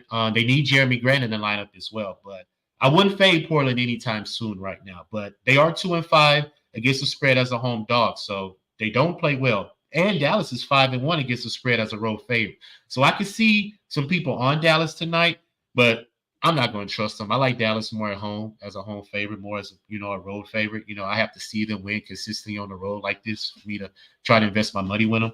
But I will be on 2 props in this game, and I need to check to help me out because I don't have them up right now. I'm going to take Luka's points. It should be 29.5, 30.5. It should be somewhere around there. So I'm definitely on Luka's points, and I'm going to take Lively's blocks. Somebody can find Lively over 1.5 blocks. Portland is dead last in opponents' blocks per game. They're giving up around 7 or 8 blocks total a game, and Lively leads that team in blocks. I think he had like 2 the other night as well versus a team that, gives up a lot of blocks. So I believe he does the same tonight. So those are those 2 props I'm going to be on. Before as a side, I just stayed off because I have a lot of action today. I'm trying to, get my record up. So I don't want to get too much out that I'm not too confident in. So, but I am confident in those 2 props though. So I just stick to those. Wow. Very interesting.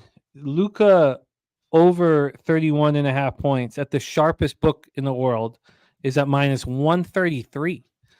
Bet 365, it's just minus 115. That's wild. So Luka, if anybody can get less big than the minus 115, let me know. But you almost never see that big of a difference in the book. And then in the Melon Mouth things minus 115. And then in the Lively blocks, they don't offer that at Pinnacle. Over at 365, it's 1.5 at minus 120. Okay, I'll take it. All right, then Derek Lively blocks over 1.5 at minus 120. You are locked in, my friend. Luka over 31.5. Lively blocks over 1.5. All right, let's review all action here on the show. And I thought I would have more action, really, but let's go over everything here. LJ starts with Scotty Barnes over 8.5 rebounds. Then we are off Pistons Magic. LJ's on the Sixers -5 at minus 110 and full game -9 at minus 110. Thank you, Mally Mal, for your help there, buddy. Wizards Nets. LJ's on the over 238.5. By the way, Gifted Cartel's on Derek White over 13.5 points. And our guy, I believe this is Astute Chaos, but I don't have it here. Astute Chaos is on it looks like an Astute Chaos type bet is on Cleveland, Miami first half over 111.5 and New York, Boston first half over 111.5. That parlays plus 277. So Gifted Cartel on Derek White over 13.5 points. LJ's on the Celtics -2.5, minus 103. We are off Cavaliers Heat, although I lean towards the Heat. And I think I'm going to let it go. LJ's on the under 214 at minus 110 in Minnesota, Memphis, and Karl Anthony Towns double at plus 114. I'm going to be going heads up against LJ with this Warriors Thunder spot. I want to wait on it and kind of gain confidence. Maybe I guess it's because it's not 100% bet. But if there's 97% of the cash on the Thunder, I mean, doesn't it have to go to 3.5? Now LJ managed to get a 2.5, which is nuts on the Thunder, but I'm interested in being on the other side of that one. LJ's on the Spurs first quarter +1/2 minus 112. It took everything for me not to bet the Bulls, but I think that part of it is the bias of just watching them. It's not a for sure going to be off my card, but it's off it for now. Then LJ's on the Nuggets first quarter -2.5. Jokic over 52.5 PRA. The Suns do interest me here. They do interest me here. I don't know if I pull the trigger. Then Jazz +7.5 will be on my card, and Luka the Don over 31.5 points minus 115, and Derek Lively blocks over 1.5 at minus 120. LJ, you are the man. Thank you for making time for us and rolling with us here. Huge card for you to attack on Friday. Thank you for making time. What's going on with the Raw Words podcast? What's going on your channel, LJ? Yeah, we're doing good. I didn't do one this Wednesday just because I was at the OKC Rockets game. So, but the Rockets don't have a home game. I will do them on Wednesday. Do our NFL picks. Me and Pick Some Dave from Nerd Talk. We do our picks for the NFL. Can't believe, man, it's only 4 more weeks, man. This NFL season just flew by, man. It's crazy. But yeah, only 4 more weeks. So hey, we'll continue to do that on Wednesday. And with you, Jimmy, on the live streams. I want to be on this Sunday night, Cowboys versus the Eagles. I want to be on there because there's going to be some money to be made in that. So yeah, I'm going to join you Sunday night. Cowboys and Eagles. Monday night, I can join you as well. That bump fight we got. Who is it? Giants and Packers, I believe, something like that. Two, because we have. Oh yeah, Miami. Yeah. Okay, yeah. So nice little card, So yeah, I'm gonna join you on those. And yeah, every Friday right here, Jimmy, betting with the bag, doing our NBA segment. Like I said, I told you when I first met you, I wanted to be a part of it. I want my segment, and we made it happen. So thank you so much for allowing me to bring my expertise to this show. Shout out to everybody in the chat that supports. Show me love, man. And like I said, I will tweet out the Utah. If I'm on Utah with you, Jimmy, I'm going to tweet it out and tag you. Cool. So we can add a picture. I just want to see how my day goes early to see if I want to invest in that. But I will for sure. And LJ, you made this happen. This is all you, man. Your ability, your skill set. We all believe in you enormously. And if you want to get a chance to hang with LJ and all of us, it is Pubapalooza, baby. Pubapalooza. And that is a hugely exciting thing for all of us, man. We're real pumped up about Pubapalooza. Really pumped up about Pubapalooza. LJ, my man, please. Oh, there's Lamont Williams in the house. Great to see you, Lamont, man. Been too long, buddy. Nice to see you, my man. LJ, thank you for your hard work. Please follow LJ on X at LJ Sports Media. Start the Trill OG play of the day. LJ, can't wait to do this again, my man. Get that cash tonight, and I'll be in touch. Any last words for Captain Sport in the show? Hey, continue to keep cashing, my guys, and I will see you Sunday night, my friend. It's money in the bank here. All right, LJ. Alec Dirk says, would you ever consider a UFC segment on the Friday show? I would. It's just that I got to figure out the times when it's not too busy. We're at 3 hours and 6 minutes here, but I will definitely copy and paste that. Jose, nice to see you. How are you, my friend? I'm all right. Is there a funny irony that we made our Ohtani bet and you railed against whoever would make that signing, calling them a big, fat, dumb idiot. And now it's being reported. I don't believe the reports, but it's being reported that the Blue Jays are going to sign Ohtani now. It's shocking. We're just all in a state of shock. It's just so shocking. Like, who would have thunk any of this would happen? I just can't believe it. And then, it's funny. It is funny. It makes me laugh. I wish I had the time and the patience to go back and find that day and just to hear you just slam the signing, but it is going to be a lot of fun. So, does he really want to pay these taxes up here? Oh, yeah.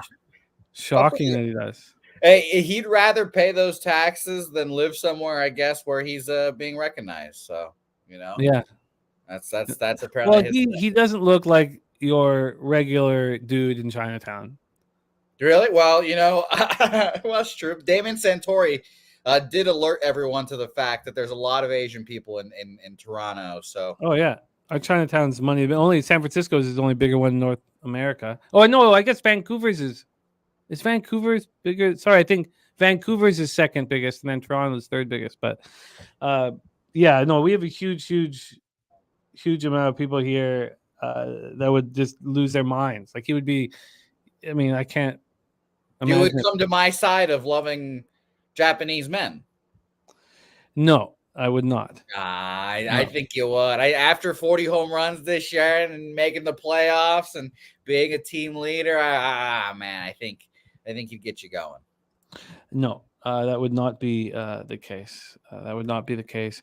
But this whole idea that Kikuchi's rented out this restaurant here in Toronto, 50 people at it. I mean, it's just too much. I got a good laugh out of that because I saw a reply to that said it's a surprise party for his wife. Thanks. And I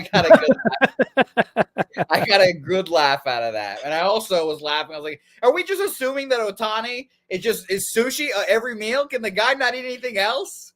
Can Kikuchi not enjoy his meal and Ohtani have like a fucking barbecue opening press conference? I don't know. It's very funny, but I get a good laugh out of it. And it's not official yet, but there are Twitter bots and shit reporting that it's happening and it's being signed, but it's not been officially reported yet. So it's been very, very interesting. Well, one thing about Kikuchi is that he does look like everybody in Chinatown. Yeah. So he can sit there, he can go anywhere he wants, no one. But Shohei, he doesn't. It would be a real shame if Ella had a new favorite player next year. I would also be extremely pissed off if this happened because AL East. But yeah. Yes, Mikey M says Jose hasn't unlearned not to talk about culinary preferences in the Pacific Rim. True. That's well put. That's beautifully put. Facts. That's beautifully put. Bullish. Facts. Yeah, I'd be shocked if Otani was here. I mean, people would lose their minds. I mean, it'd be the biggest. It'd be the. Oh, he's not signing for $500 million. He's just he's not signing for 3 according to Jimmy, so it's okay. No, I think clearly the market's over 4, but we'll see.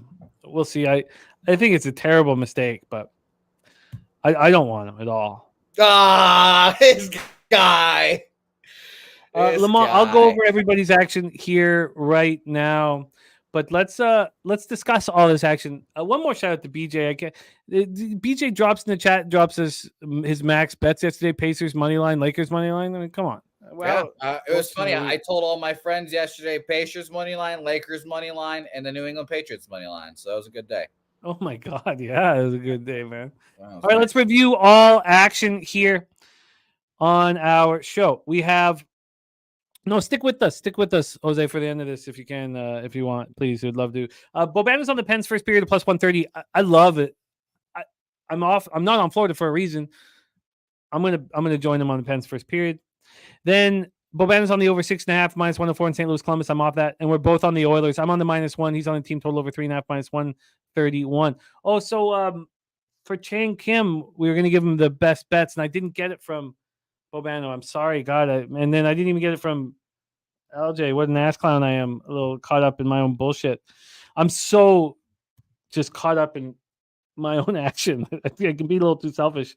Bobano's on St. Peter's plus 14.5. I want to join on it. Oh no, JTL, this is nothing. Are you kidding me? 3 hours, nothing, man. We hit 4 hours when Jose wasn't here. JT, this is literally every day. Yeah, this is nothing. It is every day. Then he stayed off Holy Cross Boston College. Joe T is on the over as his best bet here for Stonehill Rider, and Bobano's on it too, over 144.5, and Rider team total over 77.5. Bobano's on Manhattan money line, the over 152. He's on Army plus 13.5. He's on the over 158.5 in North Carolina High Point. He's on Oakland minus 5.5 and the over 138.5. The Oakland Eastern Michigan. The only concern I have is because of Oakland's huge win here. They're kind of on the map and they're kind of a popular pick and they're in people's heads. But I am interested in them here. I got to sit with it a little longer. Bobano's on UIC minus 110. I was going to be on it for sure until Justin McElvey talking about how big he's betting Jacksonville State. I still really like UIC, so I'm going to take a little bit more time on that. Bobano's also on Navy plus 5.5 here. And parlay from BJ here, Celtics Nuggets minus 130 for 3 units. Playing it light today after Monster Day yesterday. I love it. BJ richly deserved. And then LJ's action here. Scotty Barnes over 8.5 rebounds. He's on the Sixers minus 5 and full game minus 9. Now he got better numbers. He got 4.5 and 7.5. Then LJ's on the over 238.5 and Wizards Nets. He's on the Celtics first quarter minus 2.5. And at this point, I've done nothing in NBA. I do have some action, but through those first games. LJ's on the under 214 in Minnesota, Memphis, and Karl-Anthony Towns double-double. I'm going to be on the Warriors going heads up against LJ on the Thunder. I don't want to go up ahead against them, but this market is just too telling on that one. I'm interested in the Bulls. I feel like I can explain the situation. I really do. I feel like I can explain why the Sharps are on the Spurs. I think if you can explain it, then you should move on it. And those 3 games are with Levine out of the lineup.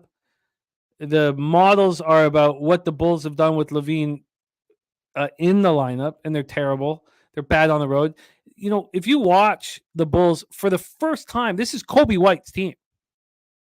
It's never been that way before. He has the ball. He has everything. He does all the energy. He does everything. So I think I'd like to still move on the Bulls. And then LJ's on the Nuggets first quarter -2.5, and Jokic over 52.5 points, 3 assists. I find the Suns interesting because of the market not moving heavy towards the Kings with KD out and Beal out, and now Booker pretty healthy. Booker can go for 45, 50 tonight and keep them in the game. Now it's such a small line, and the Jazz plus 7.5. I am going to move on, and then LJ is on Luka over 31.5 and Lively blocks over 1.5. That is our show for today. Thank you guys for all of your support, week in and week out. We have a huge week ahead of us as well. We also have a brand new show, a college basketball live show Saturday mornings with Jeff Nadeau. And so it's just Nadeau, no Lodels. No Lodels. Lodels is exhausted. Lodels needs a break. Lodels needs a break. So Nadeau will be hosting the college basketball countdown Pub Sports Radio here Saturday mornings at 10:30 a.m. Eastern. And Lodels is exhausted. I wish I could hear that monologue. I would love to hear his reason. Tired man, that low shack. College basketball requires a lot of effort, a lot of games, a lot of teams to watch, and he's too busy out there fucking Cougars. Listen to this interesting fact, and there's so many interesting facts about Lodels I give you guys. But one, and I don't tell you guys this one enough, but I've mentioned it before. Peter Loshak is what you call a long sleeper.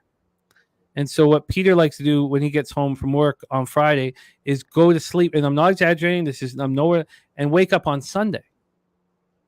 That's what he likes to do. Come home from work on Friday night, and then wake up on Sunday.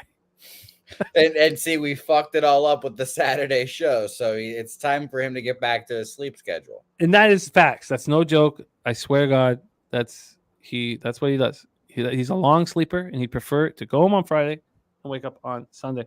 By the way, BJ, Mikey, he said that's called depression, Jimmy.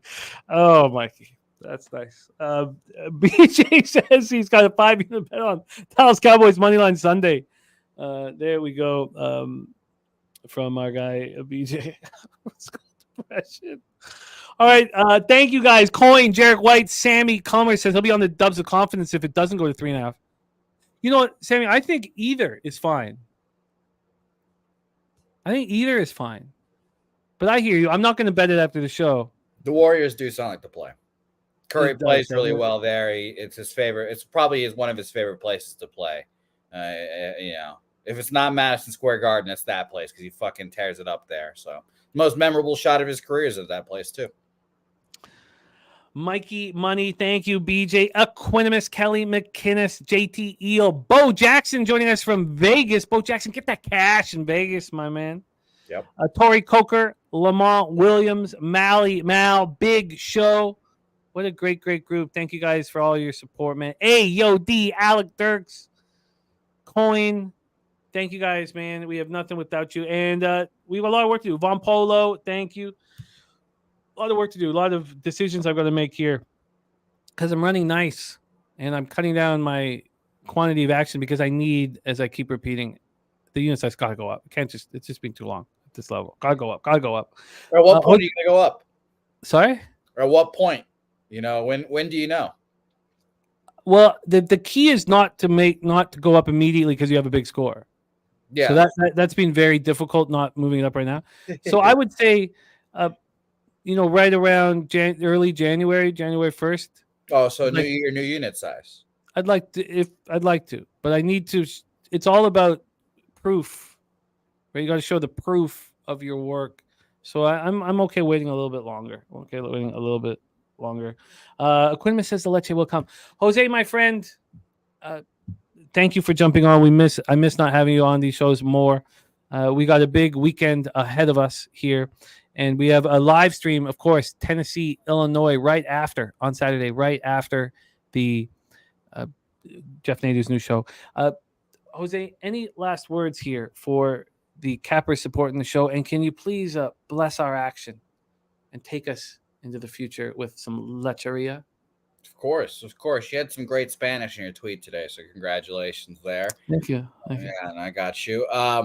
3 things. 1, echoing again, college basketball countdown with Nadeau, 10:30 Eastern, Saturday. It's going to be a lot of fun. I'll be producing it as well, so jump in, say hello. We'll have graphics, et cetera, et cetera. So it'll be a whole lot of fun. Secondly, again, Pubapalooza, come on. It's going to be a whole lot of fun. It's fun.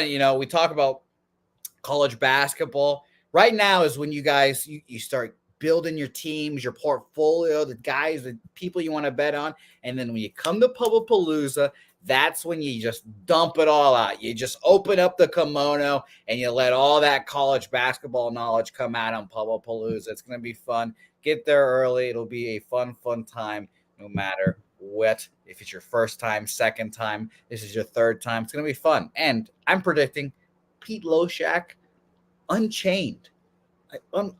He's going to be rampant this time. The first time he was kind of filling out the territory, like a cat going around there. Now I think we're going to see the dog come out. So shout out to Pete. Shout out to everyone watching. And leche, los bookmakers.